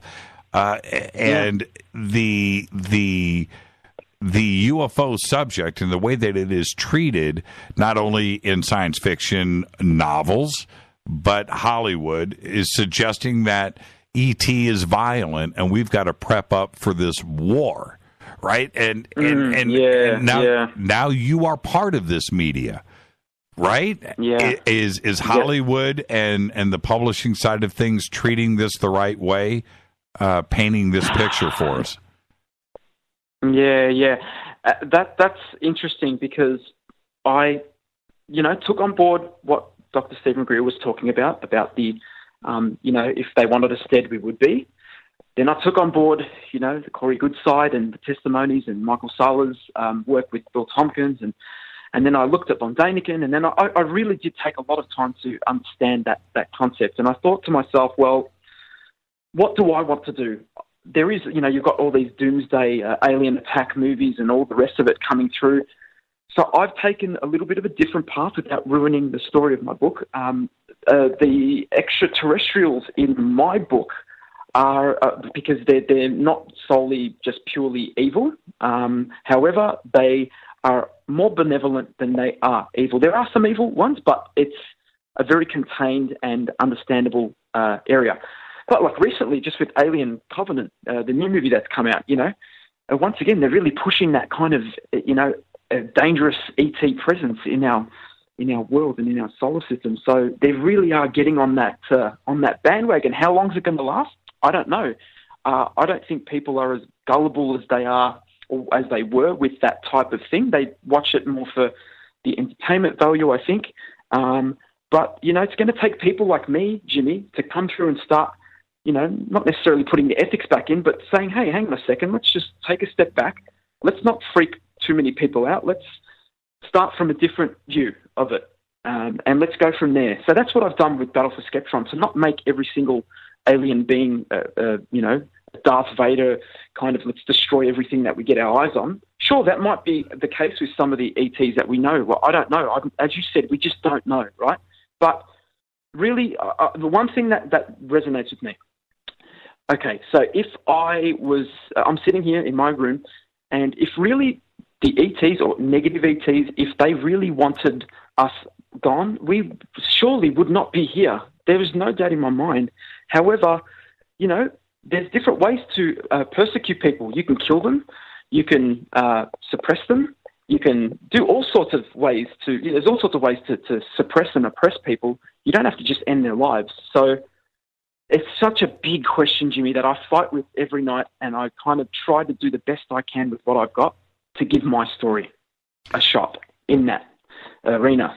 So, yeah, I don't know if Hollywood will come to the table. I don't know. Mate. Hopefully they will, but we'll have to wait and see, hey? Yeah, well, and that intervention that you're talking about is an interesting one. Certainly, if E.T. wanted to take us out, you and I wouldn't be talking right now, would we?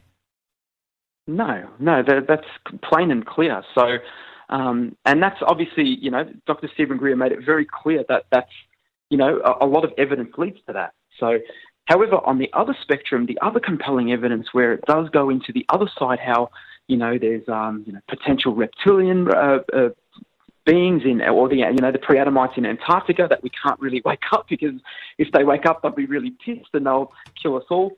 So there are a lot of different aspects to it, and it's just my only issue is I just wish that as a culture we are given a little bit more from whoever it is. Just we need to know more about what we are and who we are and where we come from, because it's such a state of confusion that people are in, and sometimes they don't even know that they're in that state of confusion. They just think they're here to just do their daily work and be a good citizen and a responsible person and work and work and work. There's more to it. We need to know more. We need to understand more. And that's why us sci-fi writers, we need to come out. We need to start getting this knowledge out and getting people excited and interested about these concepts so that we can start having more disclosure. With that, we're going to take a break right here. Our guest, RD Jari. Yes, we are talking about his book, Battle for Skeptron, and UFO culture in general. This is Fade to Black. I'm your host, Jimmy Church. I'll be right back.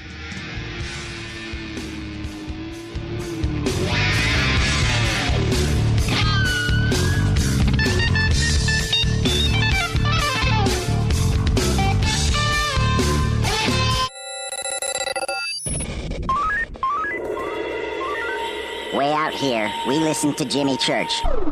You're listening to Fade to Black. Always on the edge of the hottest alternative talk. Jimmy Church with Fade to Black. KGRARadio.com. ¿Qué tal, mis amigos? Yo soy Mario Carson, el tiburón, y los invito para que escuchen a mi buen amigo Jimmy Church Radio. ¡Claro que sí! End time is not what you thought. In their new book, 12/24/36, authors Mike and Cheryl Gilmore bring forth a startling new idea on the beginning of humankind, how life begins on Earth, and when our Creator concludes this age. In the book, 12/24/36, three small groups of individuals, separated by thousands of miles, discover together the answers to the beginning of our universe and all the life it contains. Mike Gilmore is the author of 5 Levels of Power novels and the Sled Investigation series. Cheryl Gilmore is current state director in South Carolina for MUFON and brings a lifetime of experience with UFOs and related fields. As a team, their new book about life in the near future on Earth sets aside most people's religious and scientific beliefs. Available exclusively on Amazon in softback for $8.99 or the ebook price for only $2.99. Remember, Amazon softback $8.99, ebook only $2.99. 12/24/36. Get your copy today. Hey there, quick question for you. Would you be okay with more energy, more endurance, thicker, healthier hair, a better mood, reduced appearance of wrinkles, improved sleep, improved blood pressure and cholesterol profiles? Improved vision? Improved memory? Okay then. Well now, have you heard of Nature's Youth RSF? It's from the anti-aging experts at natureyouth.com. Natureyouth.com. See, at Nature's Youth, they understand exactly what it means to provide top-quality health products. And Nature's Youth customers not only improve their health, they know they're also providing their body with the right nourishment to maintain that peak performance and fight the aging process. If health, wellness, and nutrition are what you desire, choose Nature's Youth RSF. I did. You see, you're going to get older. It's just up to you how you feel when you get there. Get started today. Nature's Youth RSF. Simple to use, simple to order. Go to natureyouth.com. That's natureyouth.com. natureyouth.com. You are listening to Fade to Black with Jimmy Church on the Game Changer Network. Oi, oi, I'm Reese Evans. You're listening to Jimmy Church. This is Revolution. The revolution will not be televised. The revolution is on radio. Ciao.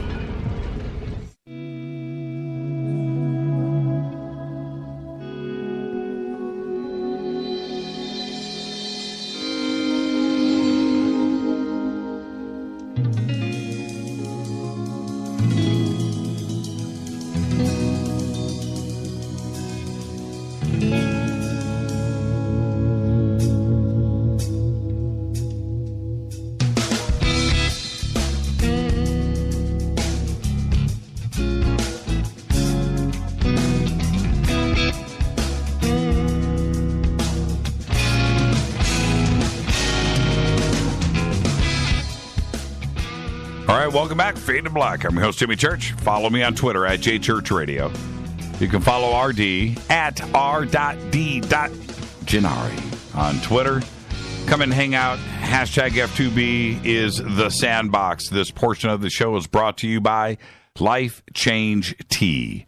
Change your life right now. Everybody here, all of us, friends and family, are on the Life Change Tea program. Just go right now by clicking on the banners at jimmychurchradio.com for getthetea.com. Just mention Jimmy. That's all you got to do, either online or over the phone, and you're going to get yourself some free shipping. Some great new products over there. We've got another announcement that will be going down with Life Change Tea and some new products very soon. All right, RD, when we're dealing with disclosure, you know, how do you think it is? Everybody wants to know these days, right? Disclosure, how it's going to happen. What's your take on this? If and when it does happen, how's it going to go down? My take on it, from what I can see, the projection from here over the next 10 years, I know there are people out there that want this disclosure to be drawn out, 50 to 100 years. So I understand that's one side of it. Then there's the others that are advocating it. No, let's get this done within the next, 3 to 4, 5 years. So, of course, I would want the shorter term, and I understand the repercussions of such a statement. However, to build a new house, you must bring down the old tenement. And I know that's an age-old adage, but it's so true. A lot of things I see in life, this philosophy applies. So I think we're ready for it. The thing that I think that will freak people most is probably if there is a money system, if something happens with the money system and then the media are onto it and they're publicizing a lot of, hardship and they're painting the picture incorrectly. You're all going to starve and you're all going to die. I think if that happens, that's not good. If they can sort out the monetary system or a standard basic income or whatever it means, because from what I can tell right now, people are really struggling so much. Even in this country, I spoke to a man, he has a daughter and a wife, a lovely Filipino couple, migrants from Philippines. He earns $36,000 a year and he's supporting a wife and he's paying rent and he's just sorting it out. And that's just one example. I know there are people in Africa that are drinking out of dirty puddles. I get that. That's horrible too. So there's all this impoverished states that we are living amongst. So if something can happen with that side of it, just the money side, just a tweak, and I'm sure the people that want to still make millions and billions, sure they can still do that. It doesn't affect them. If we can make that little change, I think disclosure, the idea of it, it's in a lot of religions anyway. that beings come, like say, for example, in the Quran, Muhammad was visited by Archangel Gabriel. In the Bible and the Dead Sea Scrolls, you've got Enoch. Yeah, this is in our culture. We have this everywhere. All the sci-fi fantasy games you play now, Jimmy, they've all got aliens in them. Yeah, a lot of them are bad, but a game like Mass Effect Andromeda, the recent one that they released, there's a whole bunch of benevolent ETs that you're working with that are working together towards the same goal. You have an option to kill that person, or you have an option to barter with them and exchange. So I think if we can sort the money side of it out, I think this is a really big step for us with disclosure. I know it'll be a little hard for certain groups of people. I get that, and I think we're prepared for it, though. I know other people would disagree with me. I know there's people out there that think, oh, no, we can't handle it. We're all going to die, and it's going to be horrible. I don't believe that's the case. I give humanity a lot more credit. Well, what do you think? Well, your fans, when you go to the different cons and the different conventions, and you're interacting with your fans, are they going to freak out, or do you think they just get it and they know that we're not alone and it's not going to be a big deal? I mean, how do you interact with your fans on this, and what do you think? How do you think they feel about it? Definitely. Well, on one of my recent pamphlets that I had on my stand in one of the booths that I was at the pop culture event, I had a little badge sticker with ancient aliens on there. And then obviously I had drawing correlations to my book. If you like Lord of the Rings and Star Wars and ancient aliens, you'll probably like what I've done, because it incorporates all three of those aspects. And the Star Trek fans, of course, as well. So a lot of people were coming up and pointing to that. What's ancient aliens? And I said, it's a hypothesis that the Earth was potentially seeded in a distant past by extraterrestrial beings, or the other side of it, it was visited in the past and there was an intervention with ancient aliens. Right. And 9 times out of 10, they'd look me square in the face and go, oh, yeah, okay, cool. And then, okay, I'll take one, I'll buy one. So a lot of those interactions happen. And general converse about the whole situation, I don't think that people in that pop culture environment, I don't think they're going to be perturbed at any rate. I really don't feel that they will. I think that the generation that probably might be the most perturbed, maybe this slightly older generation, 50s, 60s, 70s, maybe. Like, it's just a general figure I'm popping out of my head. The young cats, they're cool. They're going to get that. They're going to get that part of it. And I'm going to be there to help them. You're going to be there with Fade to Black to help them. Gaia is there to help them. There's support everywhere. So everyone I bring onto your show, and I've got a whole bunch of people listening right now, they're like, oh, man, I can't believe that this is real. And this stuff, like, this is actually happening. I'm like, mate, it's the real deal. It's happening. So we're ready. And as you started to create your world for battle and Númaria, and you go back and you're looking at ancient Egypt and different cultures around the world, did you start to find out that maybe things were not what you were told, not only about Egypt, but Australia, for example, that things really weren't what you were taught and things are actually different out there? Yeah, and it's really funny because as a young person in Australia growing up in the scholastic system, I know because I taught in the scholastic system as well, but growing up, you're educated about the Aboriginal dreaming, which is their kind of version of the creation myth story, right? So it's their version of the Bible. Yeah. So basically, we're educated to a certain degree. Now, I've actually visited sites with these paintings and with these carvings, and you look at all of these paintings and carvings, and even as a young kid, you look at it, and the young kids are looking at it and going, hang on a second, that doesn't look like an Aboriginal person. Or, hang on a second, that doesn't even look like someone from planet Earth, because they've got these helmets on, and they've got these spikes, these antennae coming out of their foreheads. It's uncanny. So, and young kids see this, they're not stupid, and then they put their hands up, they'll ask the question. Me being the cool teacher that I was, I always gave them a cool answer, Yeah, it could be, someone from not this planet. It could be an alien. And if it was, it's cool. We're still here, aren't we? Everything's okay. Nothing bad's happening. And the kids are like, yeah, that's cool. So just looking at these paintings, you can't look at it and say, they're drawing pictures of their ancestors. I don't think so. It's clearly been drawn by what they've seen and the craft that they've seen. They give it their own names because it's their point of reference, right? That they're referencing from. They didn't know what a craft. They didn't have a craft word for craft in the Dreamtime story, so they might have called it like a crystal or a fragmented rock, or that dispersed other little fragmented rocks down. Like how their frame of reference worked, which is amazing. So. That's what I think anyway. That's what, especially with the Australian culture, that's what we were taught. And when you then see these pictures and these on these megaliths, it's just you can't change that, Jimmy. It's just what it is, Yeah. Well, when you look at those paintings, and I'm baffled every time that I see them. I can't make any sense out of it. They're not humans, is what I mean. You looked at them firsthand. What's your first take when you see them? Because the Aboriginal, they obviously know what they look like, right, themselves, and that's not what is depicted on these walls. Something else is there. What do you think that they were trying to tell us? Yeah, I definitely think that they were trying to communicate what they saw. So the Aboriginal elders even say, but they say it's not... How can I say this for it to be even more true? When you talk to them, they say that this is not from us. They say that.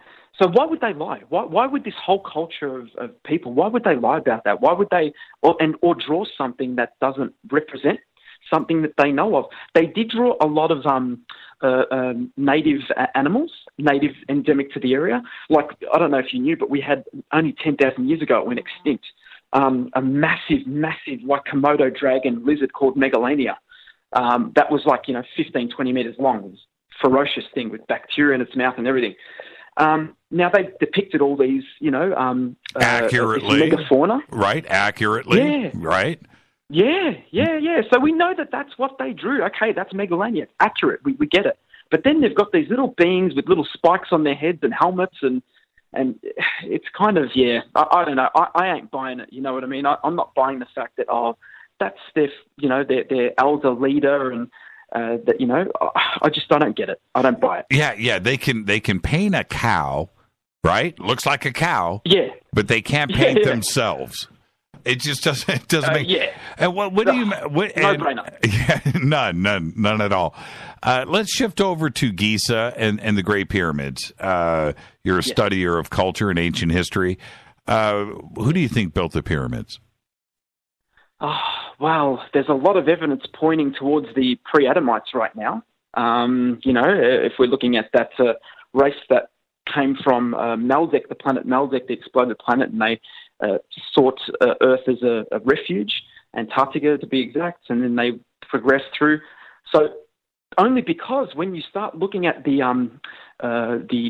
Temple of Karnak, and you start, or any other place in Egypt with these depictions, you're looking at these beings that are really tall. Then they've got standard-sized beings next to them, but they're not babies. That's the thing. They're not infantile. They're fully, sized. Or adults. People. Yes.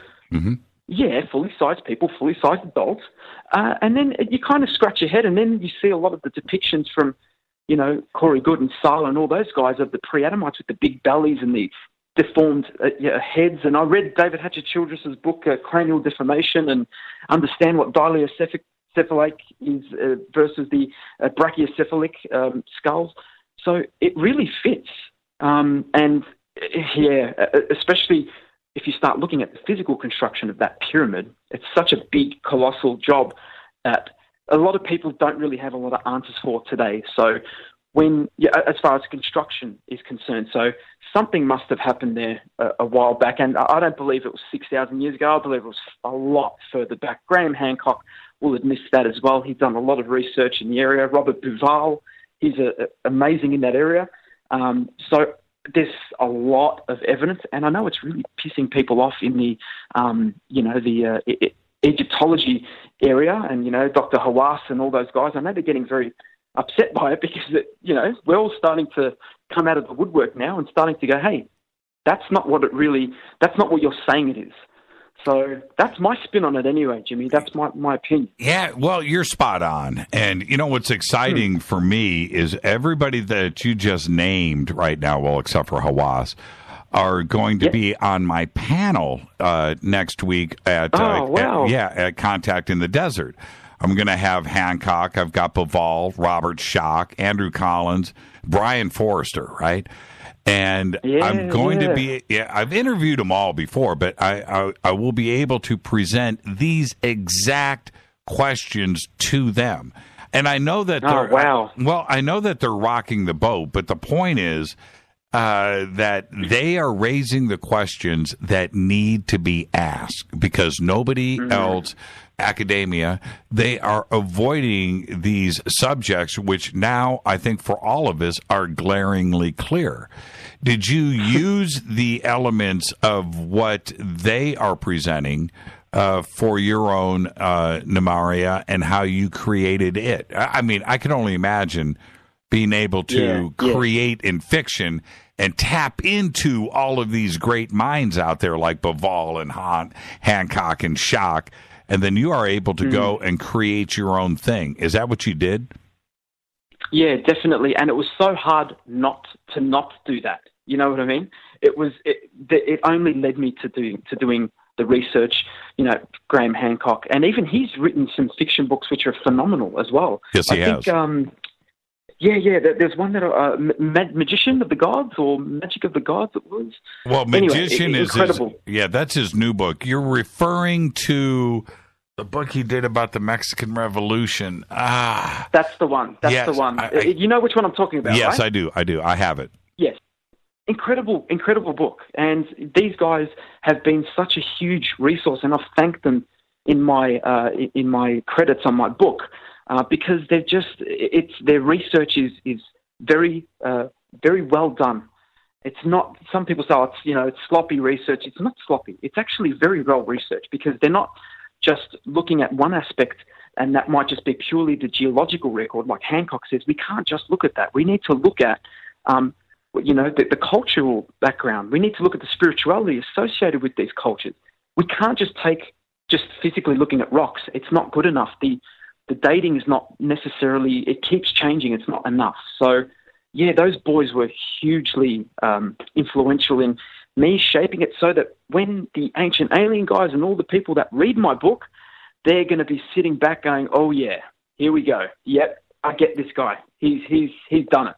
And that's what I hope people will be able to draw from that. And I've had a beautiful map drawn by a Marvel artist, believe it or not, the guy that works in the Marvel studios up there overseas. And the map is amazing, and it has pyramids there, and it has a sky temple, and it has all the things that excite us guys in this disclosure field. Tell us about Númaria. Yeah, so basically Planet Númaria is a single landmass for the moment. This next book there will be a secondary map. So basically, without giving too much of the story away, Númaria is the world in which my Battle for Skeptron story unfolds. And for those that don't know, a very quick synopsis, and I'm only reading off the back of the book. I won't tell you anymore. You'll have to get it and read it. Battle for Skeptron is a tale of high adventure undertaken by a company of multiracial allies in search of the hidden pieces of the artifact known as the Skeptron. Now, the Skeptron is an artifact that is basically, it's an interdimensional technology. And the funny thing is they need to get it before it goes behind enemy lines. So not only do they need to get it, and not only does the whole story evolve around finding this artifact, but the bad guy in my story, my version of Darth Vader or Sauron, he doesn't want them to find it because the artifact holds not only the keys to the origins of the universe, in which I call Hydroverse, hydro being water and verse being verse, but it also holds the origins for their own culture and background. So the bad guy doesn't want them to know who they are, where they come from. Now, just think about that for a second, Jimmy. What's happening now here? They don't want us to know where we're from. They don't want us to know where our background is. They don't want any of that. Because when we do, we start ascending, man. We start going up.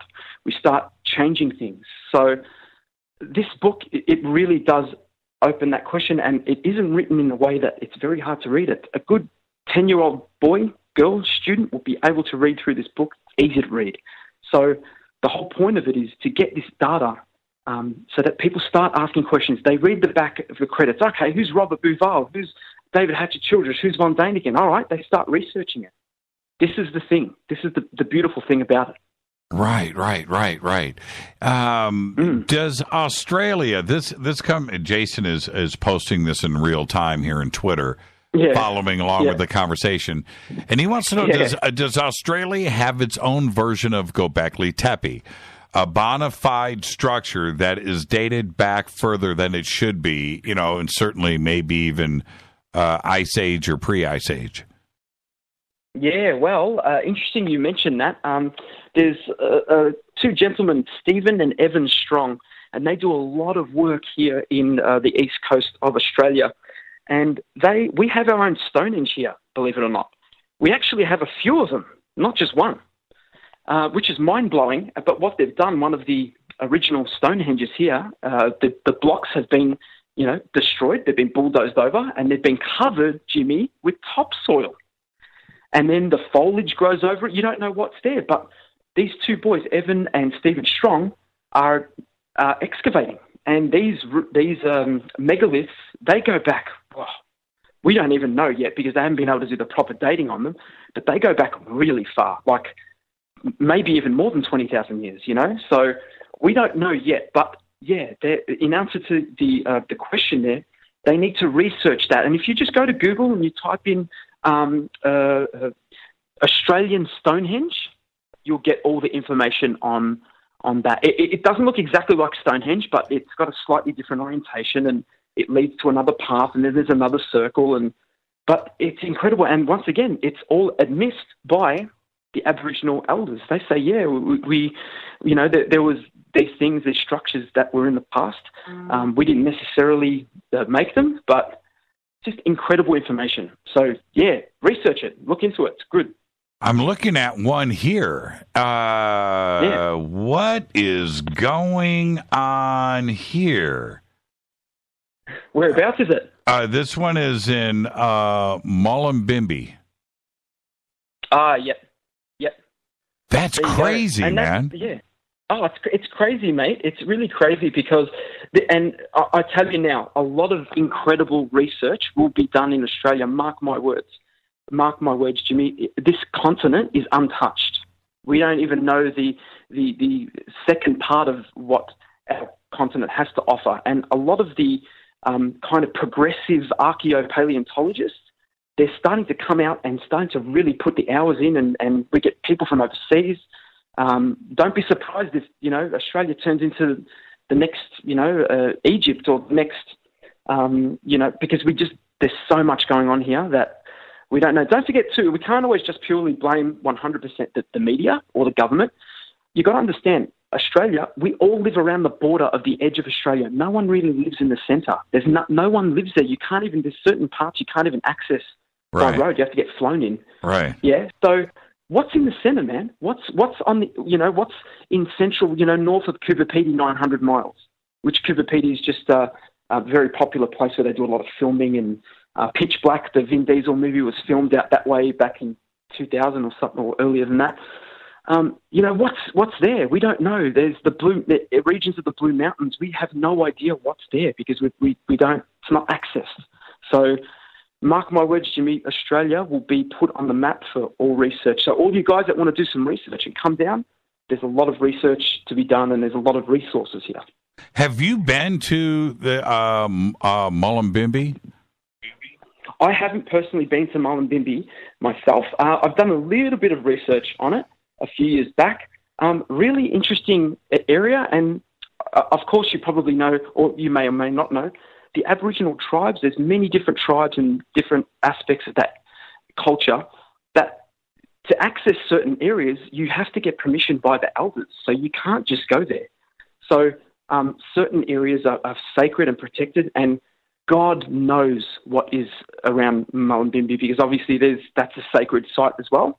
But you will, there are people that will be able to have access, Caucasians that will be able to have access because they've developed a friendship with the Aboriginal elders and a respectful, amicable friendship. And there will be people that you'll be able to get in contact that you could do that. You know, wait. Hold on a minute here.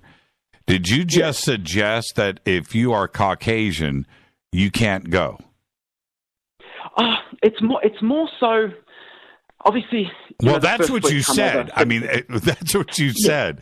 I mean, so it would be difficult. Yeah, it's difficult because, I mean, there was so much persecution. I mean, you've got to understand, the Aboriginals were put under the Flora and Fauna Act, and it only got removed, in the 1950s? So they were classified as animals back then by the people that had originally come and settled in Australia. So there's been a history of dissension and mistrust, and as you could imagine, right? So it's just, all I mean by that is, you know, there's certain members that are working with the Aboriginal elders and people, and it's great because they're all working together and they're working to help to get the knowledge to the people, because of course the Aboriginal people want their story heard. Of course they would want that, you know. Right. Certain sites are sacred, of course. So you know the burial sites are very sacred, but it's good because now the narrative's being open, and that's a beautiful thing.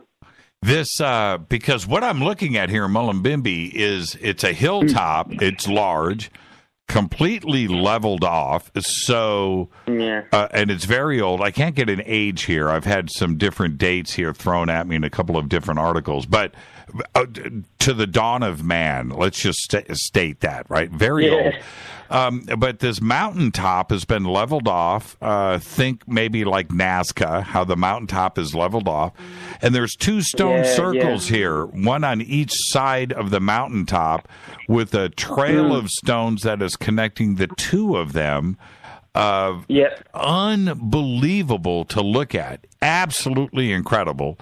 And you can, and you can tell by looking at it that you have the astrological side of things that can be applied here, but there's something else going on too as well. But if because of the persecution that you're referring to, and it would be difficult to go in and do some real research because you know what, they don't trust us, right?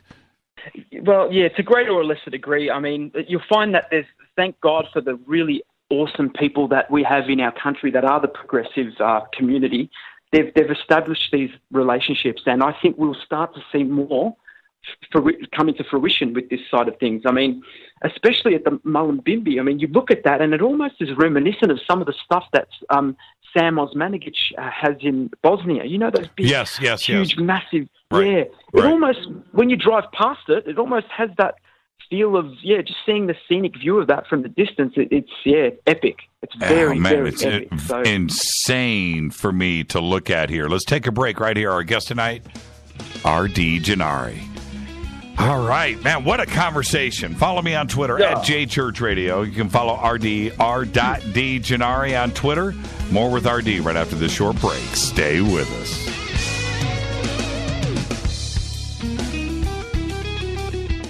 Hi, everybody. This is Rob Halford, the Metal Guard on JimmyChurchRadio.com. This is KGRA Digital Broadcasting Station. Salt Lake City, Utah. Van Buren, Arkansas. Okay, nurse, let's get this man to the ER stat. Right away, doctor. We see this every day. Heart attack or angina pain due to blocked and clogged arteries. Chelation can remove obstructions or blockages from arteries and help avoid painful and expensive surgery. Now there's Angioprim. It's a liquid oral chelation product that you take with juice. You start to feel the results fast. Angioprim increases blood flow all over the body, and that means more energy and strength to take on the day with less aches and pains. 60 years of research has gone into chelation, and Angioprim is the result. A safe and easy way to unblock your veins and arteries from buildup that slow circulation. Paging Dr. Jones. Please report to the emergency room right away. Log on now for a special radio offer from Angioprim. That's angioprim.com/radio. ANGIOPRIM. Angioprim.com/radio or call 877-882-7221. That's 877-882-7221.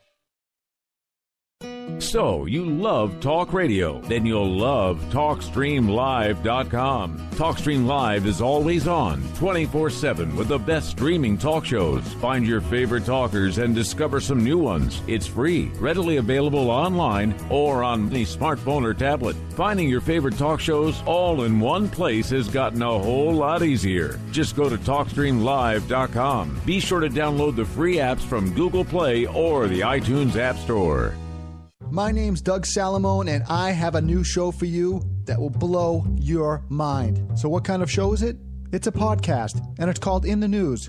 And you can find us at inthenewspodcast.com. We talk about what's new, what's crazy, what's out of this world, and we'll dissect those thoughts, ideas, and events right here on the show. And hear all the news you may have missed or really don't give a crap about, but want to hear anyways. So come on over and meet me at inthenewspodcast.com. That's inthenewspodcast.com.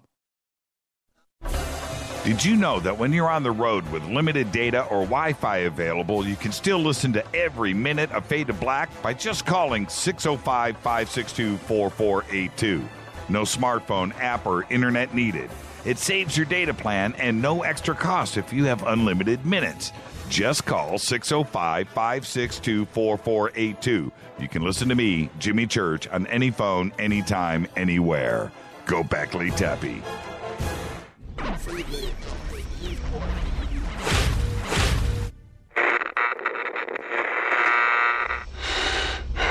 You want to know a secret? I love ponies. I really love ponies. I'm serious. I couldn't stay sane without ponies to brush. Why Fade to Black? Because you never got that pony, damn it. This is Fade to Black with Jimmy Church on the Game Changer Radio Network and KGRA, the Global Radio Alliance.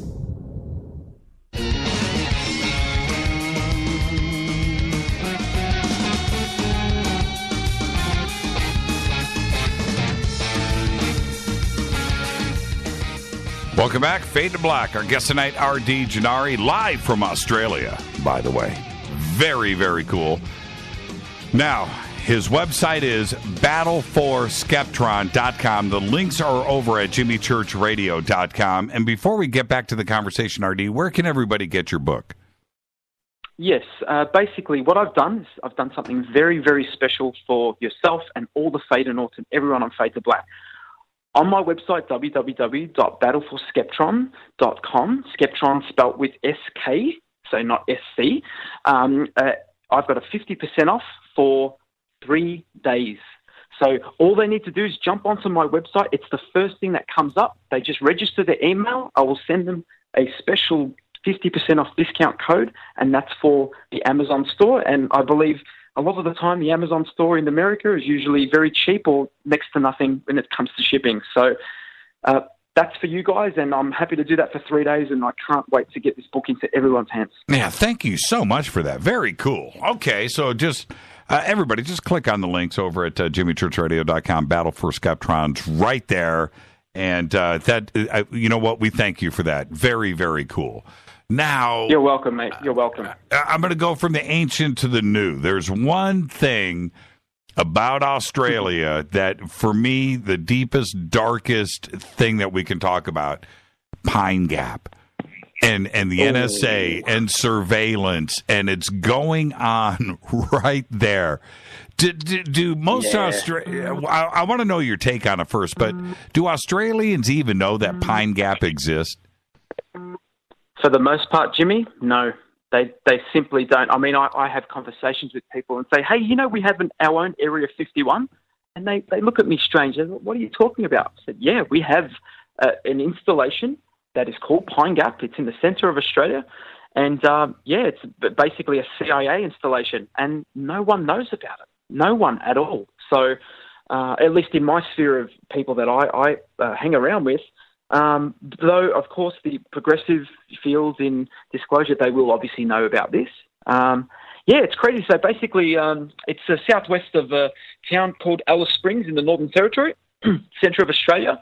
It's basically operated by the United States since I think it was the late 80s, 1988 it was. Established there. So And there's some bizarre stuff that goes on there. I mean, obviously there's a no-fly zone, and you can't get within hundreds of kilometres of the border and all sorts of stuff, of course. But, we have our own Area 51, mate. And what town is it close to? The town, well, it's in the Northern Territory, and basically if they search the town, Alice Springs, well, that's the main city central area. So it's kind of southwest of that town. So a few kilometres southwest of the Alice Springs Northern Territory. They'll find that's there. I don't know I haven't been on Google Earth for quite a while, so I don't know if you'll see that on Google Earth. But, hey, jump on and check it out and see if you can get a schematic and a diagram or what there is there. And, interesting stuff, hey, Jimmy? Yeah, man. It's dark. I'm looking at it here. It just freaks me out. And I wish I had more knowledge about it, but I don't, because no one talks about it. The only knowledge you get is maybe from the odd insider. I'm sure Michael Sala would probably have a little bit more data on it than me, because he hangs around with that in that field. But really, I don't know a great deal about it, other than you just can't get next to it. No one wants to really talk about it. So strange, hey? Yeah. Well, and how many miles? Well, Alice Springs is, it's a decent sized town, right? It is, yes, yeah. But basically speaking, Australia is so big. How many miles is Pine Gap from one of the shorelines? Pick one, because it's right in the center of Australia. But what are we looking at here? Yeah. We're looking at 500 miles, 700, 750 miles from the north of the south. East or west is probably 1,000 miles in that you would have to travel to get there. Yeah, well, if people see the map of Australia, the Northern Territory is kind of at the top centre. So, and it goes right down to the border of South Australia. So basically, Pine Gap is not too far. It's in a perfect spot for them to pick it, because there's nothing there and it's hard to get to. So it's just north of the South Australian border. So it's towards the bottom of Northern Territory. The next nearest coastline is thousands of kilometres away. So in miles, it's probably still be thousands of miles away. So a very, very hard place to get to, and completely out of touch from Australians for the most part. What's new in Australia as far as the paranormal and ET and ufology? Look, Duncan Rhodes, that runs the Nexus magazine, he's got a lot of interesting data that's coming through. There's one really, really unique piece of information that I heard on a recent visit. I think Von Däniken, I think it was probably this time last year. I know that's not very recent, but it's recent enough. And I think him and Childress went down with Duncan Rhodes. They visited a place. I don't know exactly where they went, because I don't even know if he mentioned exactly where it was. But it was behind that. They needed permission from the Aboriginal elders, of course, right? So you can't just rock up there and here we are. You can't do that. He went with Duncan and they went together. So they were talking about a race of red-headed, white-skinned Aboriginal people that spoke Aramaic. Now, for those that are listening, Aramaic is a language that Jesus would have spoke in the Middle East.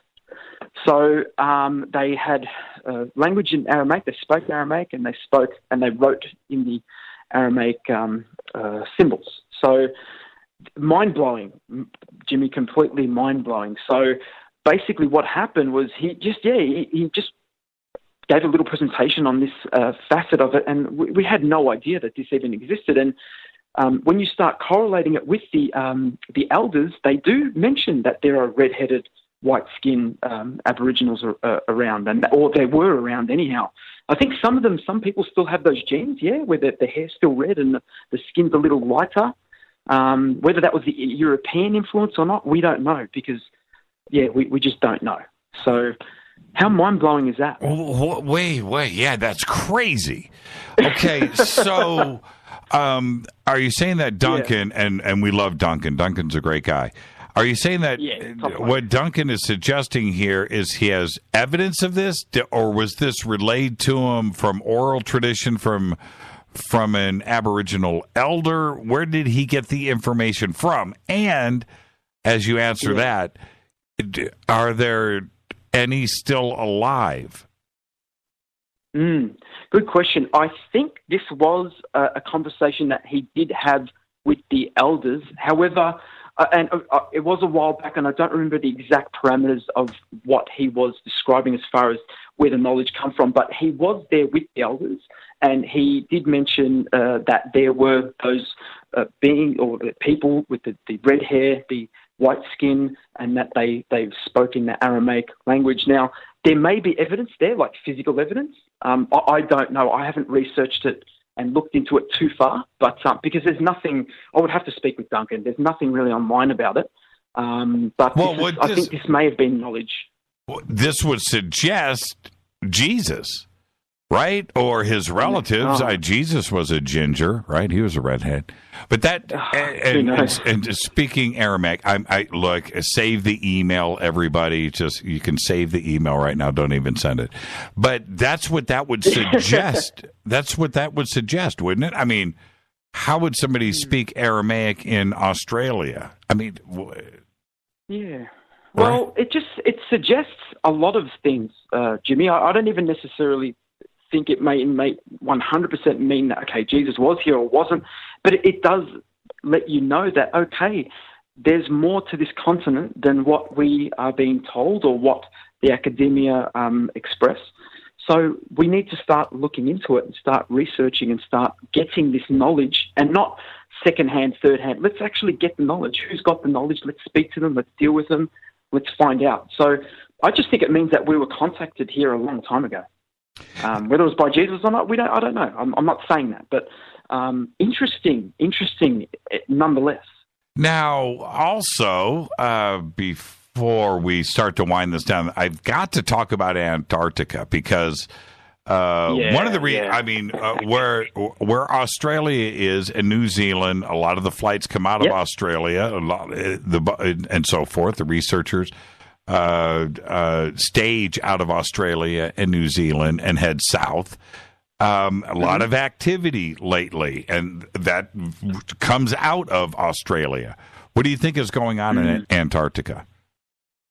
Yeah, that's a very interesting one. And if the record of the pole shifting and the fact that Antarctica would have been further up north towards Australia, or a part of it, I'm pretty sure back in the ancient days, it would have been a part of the landmass but that would have been millions of years ago, probably.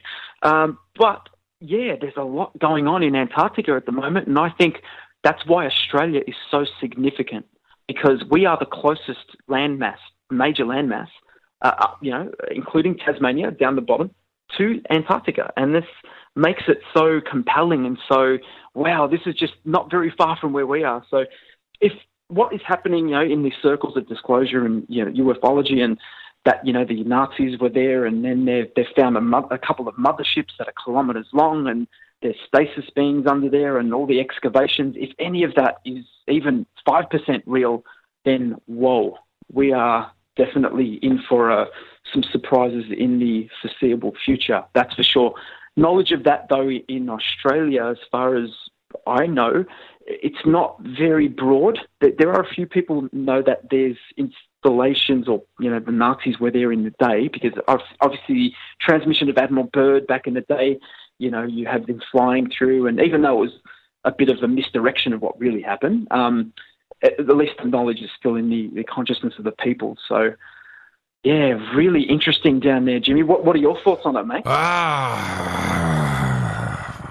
My take is a very simple one. It wasn't that long ago when there wasn't ice down there, especially when you look at the age of the Earth. That's the first thing. Second thing is that I think it was populated. I think that the Earth froze over very, very quickly, more than once. I mean, it's happened many times.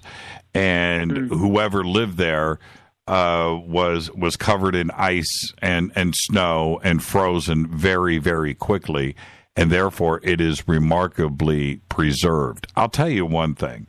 I was watching some documentaries of some archaeologists and stuff that were down in Australia, and they were finding leaves, fossils of leaves, and also in mud. Leaves Now, all you got to do is just take a step back and go, really? So there were trees down there. And, and so you just have to just stop right there and know that if there were leaves, that means there were not only vegetation, but most definitely people live there. Now, I don't know who, and I don't know when, but it definitely happened. And that's my take. I will say this, 100%. 100%. There's not any margin of error here. The governments of the world that are down there researching know something is there. And they found it, and probably at multiple points around Australia. They absolutely know. They know. They 100% know. Yeah. They definitely do. And just that little piece of knowledge right there will upset everything that we have been taught. So how do they, how do they disclose that to us?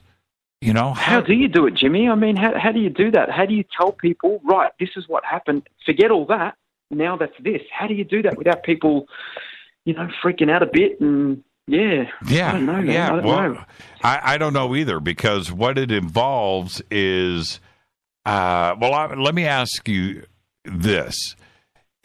How would the Australian people, how would you take it if the Australian government said, look, man, we've been down in Australia and we've got to tell you now that we weren't first. There's another civilization that came before us. Now, are they admitting to a lie, or that they just didn't know and they need to tell us now? How would you take it? How would you take it? I would exult with both hands and fists in the air, saying about time. But I tell you, there would probably be a lot of people down here that would have a hard time understanding that. But the thing is, Jimmy, is how will they depict this? Because there's so many. Being a writer, I can make up a whole bunch of amazing ideas and stories as to what happened in Antarctica. Right? I can do that. I can do that next weekend and have it to you. So it's interesting how they will disperse and disseminate this data. Will they, of course they would probably put a different spin on it. Look, we just found an old civilization. It's not, not painting the picture correctly. I think that's probably what a logical, what I can see that they would do. But that's why us guys in this field now, that we're all a part of, we're all family now, we have to start getting the correct data out and start putting the truth in place of the lie. You know what I'm saying? Yes, I do. So, my question would be, if I was you, I would go, okay, that's fine, but how long have you known? How long have you known? Yeah. How long have you known? Yeah. Is this 2 weeks old? Is this 2 years old? Or is this 100 years old? Is this 50 years old? How long have you known? Because if you've known this for 50 years and we've been teaching our children something else, then I've got a problem. Yeah. Right? I've got a problem, and how do we fix this? Yeah. So that's my question. How long have you known? There must be, when we talk about Göbekli Tepe, RD, there must be sites around the world like Göbekli Tepe that are 10, 15, 20, 30, 40, 50,000 years old that they have discovered. Göbekli Tepe is the one that we know about. And Göbekli Tepe wasn't supposed to exist. It wasn't. It all happened at 3000 BC, right? Sumeria, Egypt, the pyramids. And that dogma, which is exactly what it is what we have been spoon-fed. Well, now we know that simply isn't the truth. That wasn't the start of everything. That we have Göbekli Tepe, and if Göbekli Tepe is there, how many more are there? Göbekli Tepe slipped between the cracks. That's the one that got to us. But how many sites around the world do they know of that are old that they're not telling us about? And that's what I would want to know. Oh, yeah, that's true. And I was speaking to an archaeologist friend of mine, lovely girl, and of course brought up through the system, their system. So, and I said, okay, have you heard of Göbekli Tepe? And she said, oh, yeah, I've sort of heard of it, but I said, okay, well, what's your thoughts then? You know, this really does throw a spanner in your works. Right. I know the girl, so I was able to be amicable and have a bit of fun with it. I said, come on, you don't believe that's a couple of thousand years old. And she's like, yeah, actually, that really did throw a spanner in the works for the whole archaeological industry, because that really does change everything, that site. And I can't wait for those types of sites to be revealed here. And once again, that'll be another site that's 15, 20, 30, 40,000 years old. Then another site, you know what I mean? You're right, I want these to keep coming through and to keep being exposed. But mate, if Antarctica, if that comes through, wow, that will be just a slap in the face. It really will be, if that comes through, and if the knowledge of that. See, we will have a lot of upset people, there's no doubt. Yeah. Especially in the community. And I do have problems with when we look at something like, and there's a few places like this, but one of the best examples is Easter Island. Now, Easter Island is completely by itself out in the middle of the Pacific. It's by itself. And it is so far away from the next landmass, right? And what they're trying to suggest to us that and nobody actually even knows, but that it was populated from islands that are 1,000, 1,500, 2,000 miles away, and they got there by canoe. Right now, just stop for a second and think about what you are trying to tell us. That they stocked these canoes full of water, right? They had to drink, that they had paddles, and that they spent months out on the open ocean and happened to know where they were going and got to and populated Easter Island. Now, I have issues with that. I have big issues. I just want to know. I know. You know, they know the truth. And we back up, and the same issues that I have with Easter Island, I have with the Aborigines in Australia. You know, we don't know. We really don't know the real truth. I'm not sure if the Aboriginals know where they came from, because they're so old. For sure. Right? You know, it's so for sure. old. I agree. I mean, they may have a bit of knowledge on their culture and their time frame, but a lot of the interesting parts, and I know the indigenous people to America, I know they was it Bolivia where in Bolivia, I know that the native Bolivians, they always said, look, we didn't make that. The Aboriginals, in a lot of ways, and in a lot of aspects to their land, they say the same thing in certain ways. They say, we didn't make that. We don't. That's not from us. That's from the sky beings or the star beings. So you're right. They may not have the absolute answers, but at least maybe we should listen to them a little further and just research a bit more and put one and two together and not make up rubbish stories like the Easter Island canoeing. And I'm not a maritime specialist, but Jimmy, I row at the gym from time to time, and it hurts my arms after 3 minutes. That's right. Are you telling me I'm going to be? You know what I mean?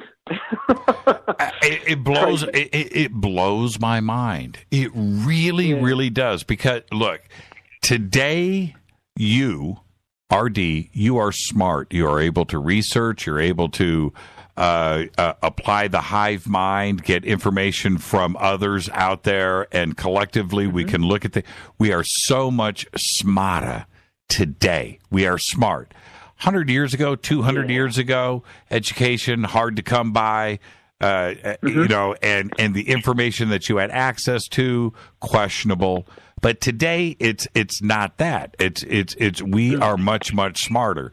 So when we look at things like the Aborigines or Easter Island or Bolivia or Göbekli Tepe and Giza and Peru and Cusco and North America too, and we look at these different, and we know that it's all a bunch of BS, that there is something else to the big picture. How do you think it's possible that we go back and rewrite all of the history books? Because that's what's going to have to. We're going to have to burn them all and rewrite and reprint and change things. How do we do that? You're an author. How do we do it? Well, the most beautiful way I heard it put forth, Greg Braden made a really amazing statement, and he said, okay, you need to have a folder in your brain with all the stuff that you've learned. It's good. It's got you to where you are. You know, it's fine. That's good. Keep that stored in your brain. Have another folder that's called possibilities, and all the new data that comes in, keep that in that folder and look at it as it's possible. It's a possibility. I think that's a starting point, Jimmy. That is the starting point, because the rabbit hole right now, as you know, and as all of the listeners know, is so damn deep. Mm-hmm. Now, we have to start somewhere, and that first point is, Jimmy, there's a basic thing like that. You've got the two folders in your brain, previous knowledge, keep it, it got you to where you are, that's great. Have that second folder so that it's the possibilities folder, and from there, you can start doing it in a gradient kind of way, not over 50 years or 100 years, what they want, but at least, you know, this month this information comes. The next month that information comes. The next month.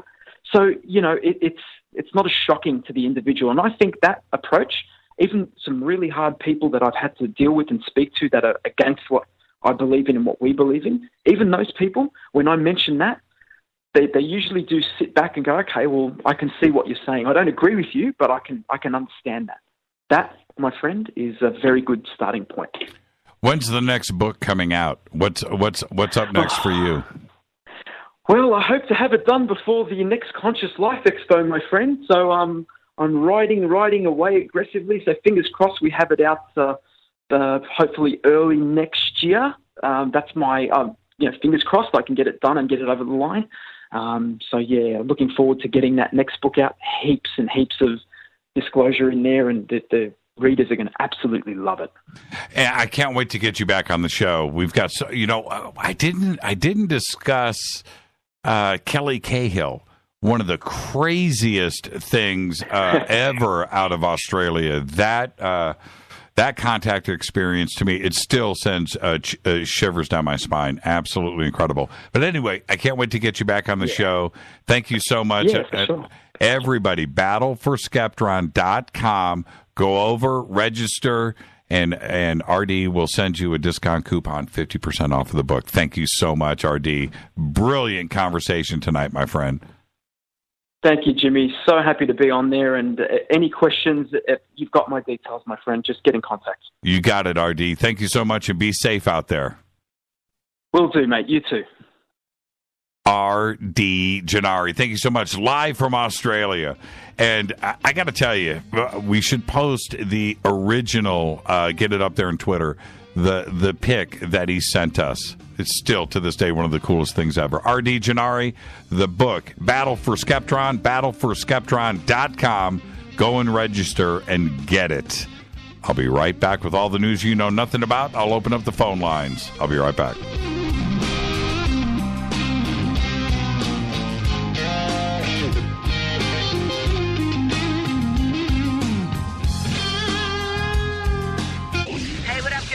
Vivica Fox here, and you are listening to my boy, Jimmy Church, on jimmychurchradio.com. Despite popular opinion, reading a book will not make you smarter. But listening to Jimmy Church will. So you went to dinner last night, you had your favorite pasta. Ugh. Or maybe you had a heavy, spicy meal and it left you. Ugh. Get the tea.com. Maybe you mowed down a huge steak and your plumbing is all plugged. Ugh. Get the tea.com. Our super strength tea will take care of your occasional. Ugh. It's all organic and non-GMO. Get rid of ugh. We have so many great supplements, but our super tea is number one. GetTheT.com. That's GetTheT.com. Levels of Power. Fact or fiction. Author Mike Gilmore brings political thrillers aligned with the latest news stories direct from our nation's capital. Immigration and border security. High tension in Southeast Asia. A Supreme Court nomination. Follow Senator Randy Fisher through the halls of power as he confronts the issues that that affect our everyday lives. Fast-paced political thrillers, levels of power. Discover more at michaelgilmore1.com or amazon.com. Get hooked today.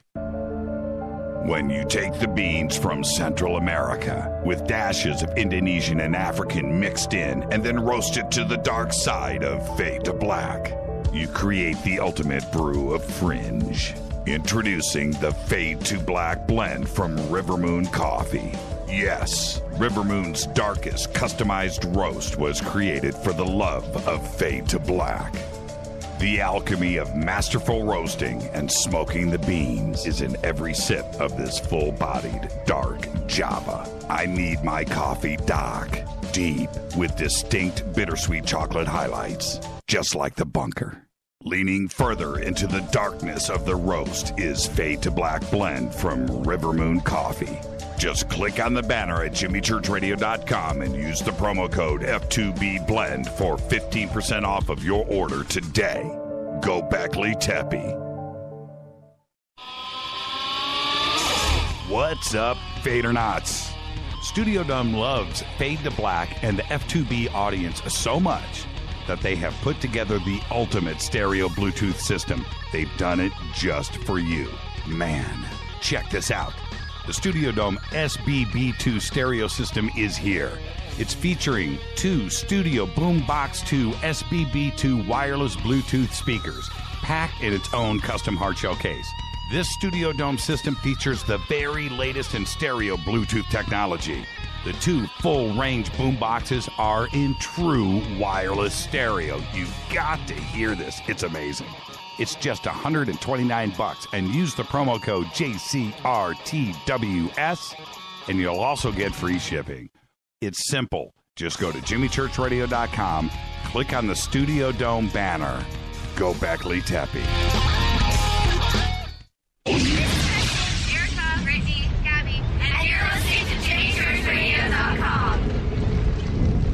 It's not a lifestyle we chose.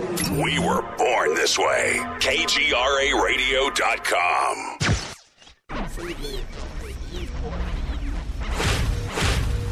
This is KJCR at JimmyChurchRadio.com.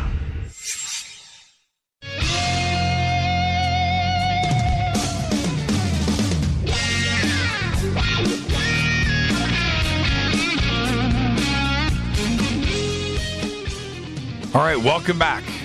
Fade to Black. RD Jari. Follow him on Twitter, r.d.jannari. Get over to his website, and the links are over at jimmychurchradio.com. Very cool for the next 3 days, 50% off of his book, Battle for Skeptron. And all you have to do is register. He'll send you a code, and there you go. Okay, thank you so much. I'm going to get... let me retweet a couple of these, and it's right there. There it is. Okay, cool. Thank you. What a great conversation. Now, one of the conversations, before I get to all the news that you know nothing about, by the way, the call-in numbers are 323-825-5045 or 323-275-9695. Two numbers. One of the things that Rita and I have been talking about lately, and it's pretty interesting when you look at things like this. All right. The 3,000 years. So let me go forward and give you some numbers. The 3,000 years between 3000 BC, Mene, the Upper and Lower Egypt united, 3000 BC, 3100 BC, 3000 BC, 20. That 3,000 years, you can look at the numbers. The numbers published are, during that period, 500 million, half a billion, 500 million people live and died in Egypt, the country. Now, that breaks down to about 78,000 people per year. Okay? All right. Okay? All right. Digest that. Now, put that on a curve for a second. The majority, the big chunk of that number is going to be at the latter half of that 3,000 years, closer to 1,000 BC, 500 BC. the Greeks, the Romans, coming into Egypt and so forth. Now, if you back up to 3000 BC and you think of the population of Egypt at that time, we are talking about a serious nomadic existence. The north and the south, upper and lower Egypt, upper Egypt being the southern part because of the direction of the Nile. The way that it flows up to the Mediterranean. If you think about it like that for a second, now when you go back, the population gets smaller and smaller and smaller and smaller and smaller. And this is where Egyptology does not make sense. Forget about everything else. Forget about trees and rolling blocks on wood or sleds or dragging it through. Forget about all of that. Just erase that from your mind. The amount of people that it would have taken to do all of this massive construction through the pyramid phase that covered that 250 to 500 year period, quite simply, there wasn't a population there to support it.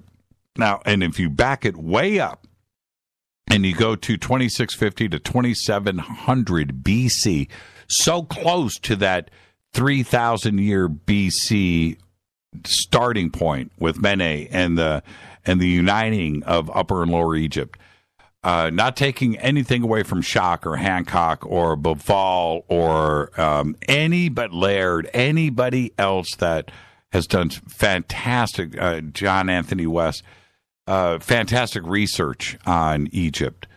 But you have to look at the black and white side of things and where the numbers need to work.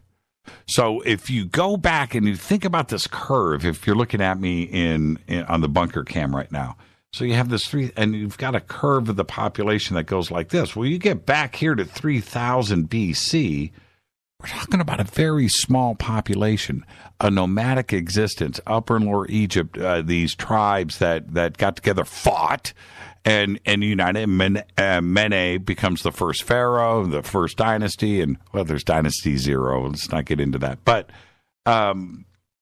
that this nomadic existence going all the way out from off of the Nile before they got to the Nile to live, it wasn't an educated, it wasn't and it was also small. The population, these original towns and villages at 3000 BC, we're not talking about massive cities here. You need to think about exactly what I'm trying to suggest. That at 2650 BC, when those 3 pyramids were built on the Giza Plateau and allegedly the Sphinx and everything else that happened at the Giza Plateau, that there wasn't a population to support. That meant that, what did they do? Did they import people by the 100,000? It just didn't exist. And that's the problem that I have, because when you start to break this down and do the math, each one of those stones in one pyramid, the Great Pyramid alone, 2.5 million stones, each one of those blocks, those all had to get carved, but you have what's underneath the pyramid. You have the foundation that was laid out and leveled, and those are stones too as well. And though each one of those is the size of a friggin' bus, where did the population come from? Each one of you have the quarrying, you have the food, you have the infrastructure, you have the clothing, the farming, the fishing, everything that the livestock, the cooking, let alone the tools that had to have been put into place for the quarrying and everything else. Quite simply, there wasn't people there to do it. Now, what I am suggesting here is that it didn't happen at 3000 BC. It happened when there was another civilization there, when it was a different environment, when it wasn't sand. It was just different. And that's who built there's no way that the Egyptians built the pyramid. The population wasn't there. And that's just for one pyramid. There's 25. And for those 25, or there's more, but let's just do that basic chunk. That 25 built between 2800 BC and 2600 BC, 2650, the Giza Plateau. Now we're talking about, and as you back up, the population's smaller every 100 years. It's smaller and smaller and smaller. What did they just go on this you know what I'm trying to suggest here? You know, I mean, this population upswing, it just didn't happen that way. And the further you go back off of 2650, 2700 BC, the population gets smaller. It just wasn't there to support it. And they took every man, woman, and child that lived, and they had them carving rocks and moving them. No. And we are smarter than that now. As we start to look at this, I am going to put together some reference material for this so we can logically look at the numbers. If 500 million people lived in those 3,000 years and 78,000 people per year, go and do the math yourself, because I've done it. And you start to look at it like that. At 3000 BC, 2700 BC, there wasn't anybody there. These towns and villages, which were spread apart, and no technology, suddenly, one day, these towns and villages knew how to do these things, right? No, it just doesn't make sense. There's no way that somebody can give me these answers and have them make sense. I'm just not buying into it. And that's where we are today. The knowledge is there for all of us. It's a crazy concept, but think about it. Just paint that little graph in your mind. You know, how the population increased in Egypt. But if you go back 3,000 years, it is sparse. And what they want us to believe is that one day they just were able to do these things en masse and construct these things. No, they were second-hand, hand-me-down monuments, structures. Hand-me-downs. They inherited them. From who? We'll figure that part out. But it certainly wasn't the Egyptians. It couldn't have been. That's my take. All right, 323-825-5045, 323-275-9695. All right, all the news that you know nothing about. Last week I mentioned this. I started talking about Bitcoin again, and that Bitcoin for the first time had crossed $1,500, and that in 2 weeks it had increased its value by 30%. Now, which is meteoric, right? Think about investing into Bitcoin right now. I won't suggest any of that, but if you did, how much profit you would have made. That's a pretty good investment, right? What? Oh, the common sense bug from Rick. I thought that little bug was running around in here. Wait, yeah, exactly. That's right, Rick. You're a smart guy. Bitcoin crossed $1,500 for the first time. It was supported up and propped up for a lot of different reasons, but it happened in a 2-week period, and it finally cracked $1,500. But here we are 7 days later. Listen to this. The price of Bitcoin has reached a new record against the U.S. dollar, extending that recent rally that I just talked about, and has doubled the market value of all virtual currencies since the beginning of 2017. The world's most popular cryptocurrency surged yesterday to $1,747. In a 24-hour period, it added $1 billion. Added $1 billion to its market cap. So far this year, Bitcoin has gained nearly 70% against the dollar, the greenback. Now, how crazy. There's a lot of different reasons behind this. And remember, this is hardcore virtual digital coinage. But it's now up to $1,747 per Bitcoin. And that, my friend, is nuts. It is not. It is not going to be ignored by Washington or the FTC for very much longer, or the Fed. Think about this. $1,747. Wow. For something that's just not even real. Okay. Well, here we go. Really quick. The second deadliest conflict in the world last year, it was, but it hardly registered in the international headlines. Now, I want you to listen to me.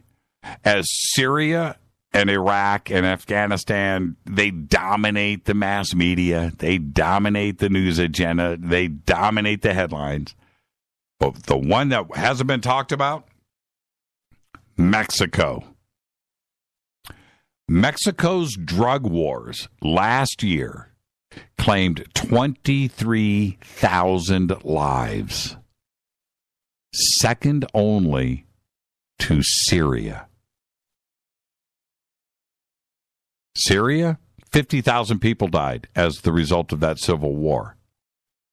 Mexico, 23,000 lives in the drug wars. Think about that.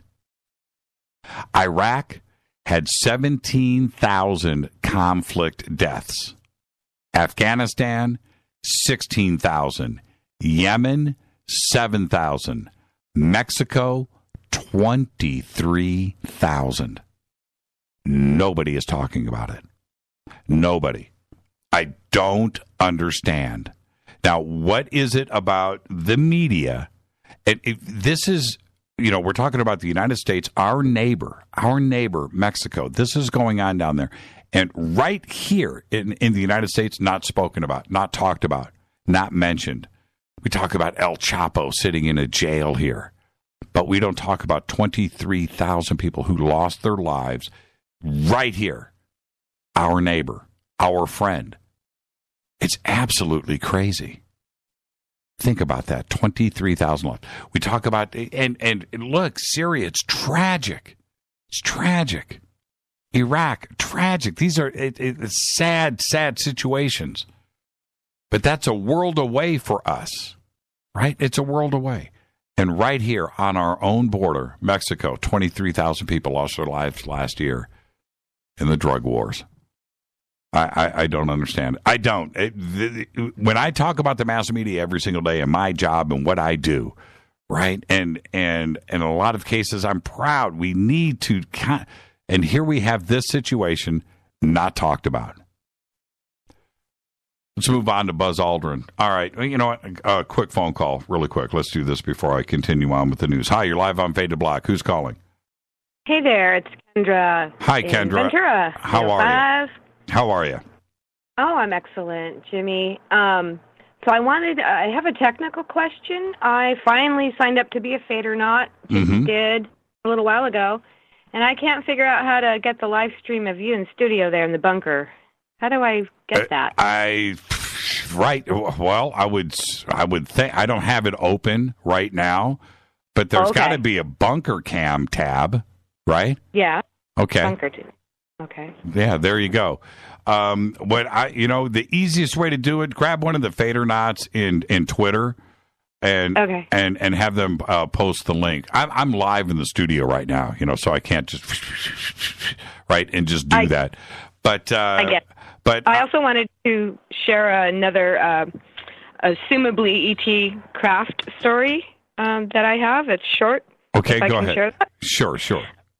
Yeah. Okay. So heading up the grade from Ventura up into Thousand Oaks years ago, a couple decades. I'm at the bottom of the grade, and it's kind of bumper to bumper. And up the hill, I see this bright blue light in the sky. It looked like the size of, say, a balloon, right? But it came shooting down the hill, accelerating kind of towards my windshield, and it stopped in midair. And at that time, it was about the size of a large basketball, maybe 10 feet from my windshield. And it was this beautiful neon blue, and the light was coming from like within it. and it just hovered for a second, and I felt it connecting with me in some way. I'm trying to drive and not crash, and then it was intelligent, no doubt about it, and then it just sped off. And to corroborate, my son was with me in the car at the time. He was only about 6 or 7. But I said, Chris, did you just see something? He goes, oh, yeah, a pretty blue balloon. So he saw it.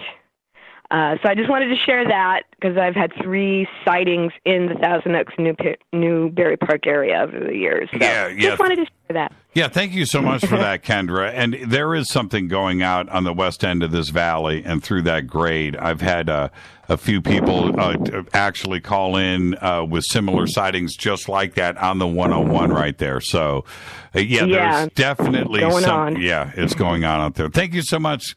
All right, man. I'm going to go smoke the bean, slap the bass, shaman. That's what I'm talking about. Thank you so much, Take care, Kendra. Jimmy. Bye-bye. Bye. The west end of this valley, you remember the star that I was talking about last month and the month before? That's the west end of the valley. There's something going on out there. I can't explain it. Also, the west end of the valley and Simi Valley out there, lots of technology in aerospace and rocket and satellite companies that are out there too. So you never know what's being tested. Now check this out. Buzz Aldrin says that and I'm quoting here, we must retire the International Space Station as soon as possible. We simply cannot afford the $3.5 billion a year of that cost, end quote. Now, this was just released. He just spoke, right? Now, at a Mars conference. Instead, Aldrin said, NASA should continue to hand over activities in low Earth orbit, LEO, to private industry partners. The space agency has been encouraging that move by awarding contracts to companies like SpaceX and Orbital, ATK, Boeing, and to get cargo up to the ISS and the crew back and so forth. Bigelow Aerospace, Axiom Space, and other companies should build and operate low Earth orbit space stations that are independent of the ISS. Ideally, the first of these commercial outposts would share key orbital parameters with the station that China plans to have up and running by the early 2020s. And this is to encourage cooperation with the Chinese. This is all according to Aldrin. Establishing private outposts in low Earth orbit is just the first step in Aldrin's plan for Mars colonization, which depends heavily on cyclers. Note this. Cyclers, spacecraft that move continuously between 2 cosmic destinations, efficiently delivering people and cargo back and forth. Right?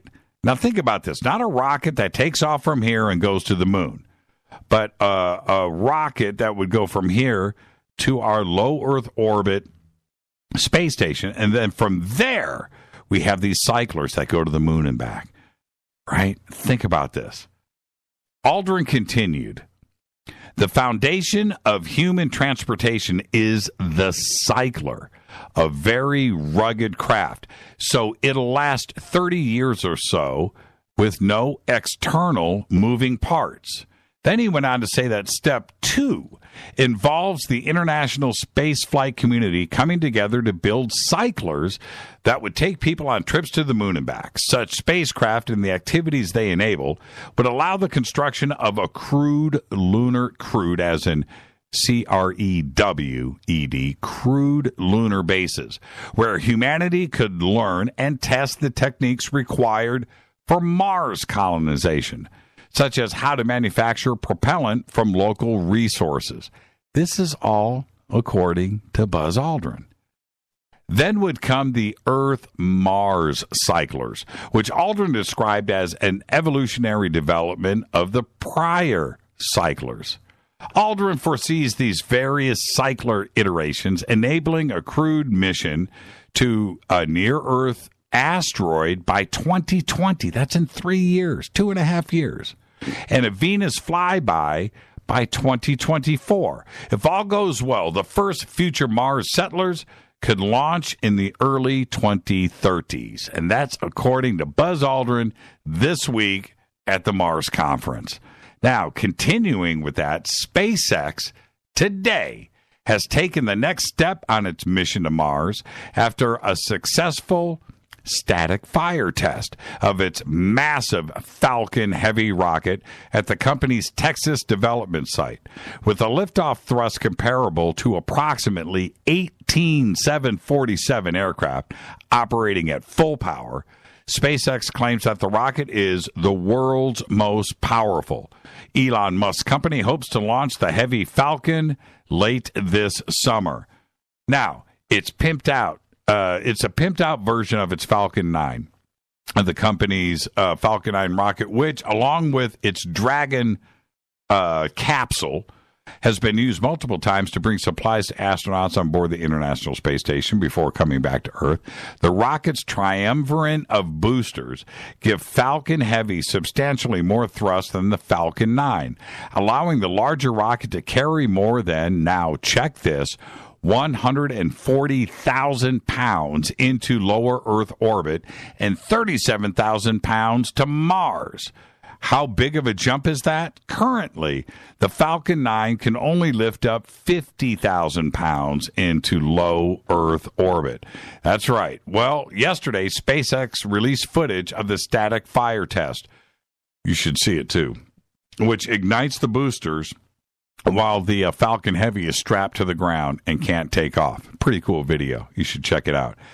Other news here, just released today. I thought I was going to let this go for a while, but I got to go back and visit it. 21st Century Fox, the Fox News Network, spent another $10 million on sexual harassment settlements in the first 3 months of 2017. That's because a corporate filing today said that the costs were related to settlements of pending and potential litigations. Current and former Fox News employees accuse, Roger Ailes of sexual harassment and other improper behavior after ex-anchor Gretchen Carlson sued him last July. Ailes resigned 2 weeks after the suit was filed. Carlson received $20 million in that settlement. Now, another unknown number of women have received smaller amounts, but all told, including the most recent $10 million, the company has incurred cost of, are you ready? $45 million relating to the sexual harassment scandal. And this was according to, this isn't me, this is according to their very own filing presented today. And with that, that will wrap up another episode of Fade to Black. I got to thank the one and only RD Jari. Great conversation today, my friend. His links are over at jimmychurchradio.com. Just click, go, and register, and you'll get a coupon right there, a code for 50% off of his book, Battle for Skeptron. Fade to Black's executive producer is Rita Kamarian. Shows produced by Hilton J. Paul, Mark D. Kovar, LJ3, Renee Jonas. Thank you, Dennis. Thank you, Bob. Announcers are Steve Harder, Gene Vitoa, Mark D. Kovar. Fady by Dale. Webmaster is Drew the Geek. Music, Doug Aldrich. Intro, Spaceboy. SpaceboyMusic.com. Fade to Black is produced by KJCR for the Game Changer Network, and syndication is KGRA, The Planet.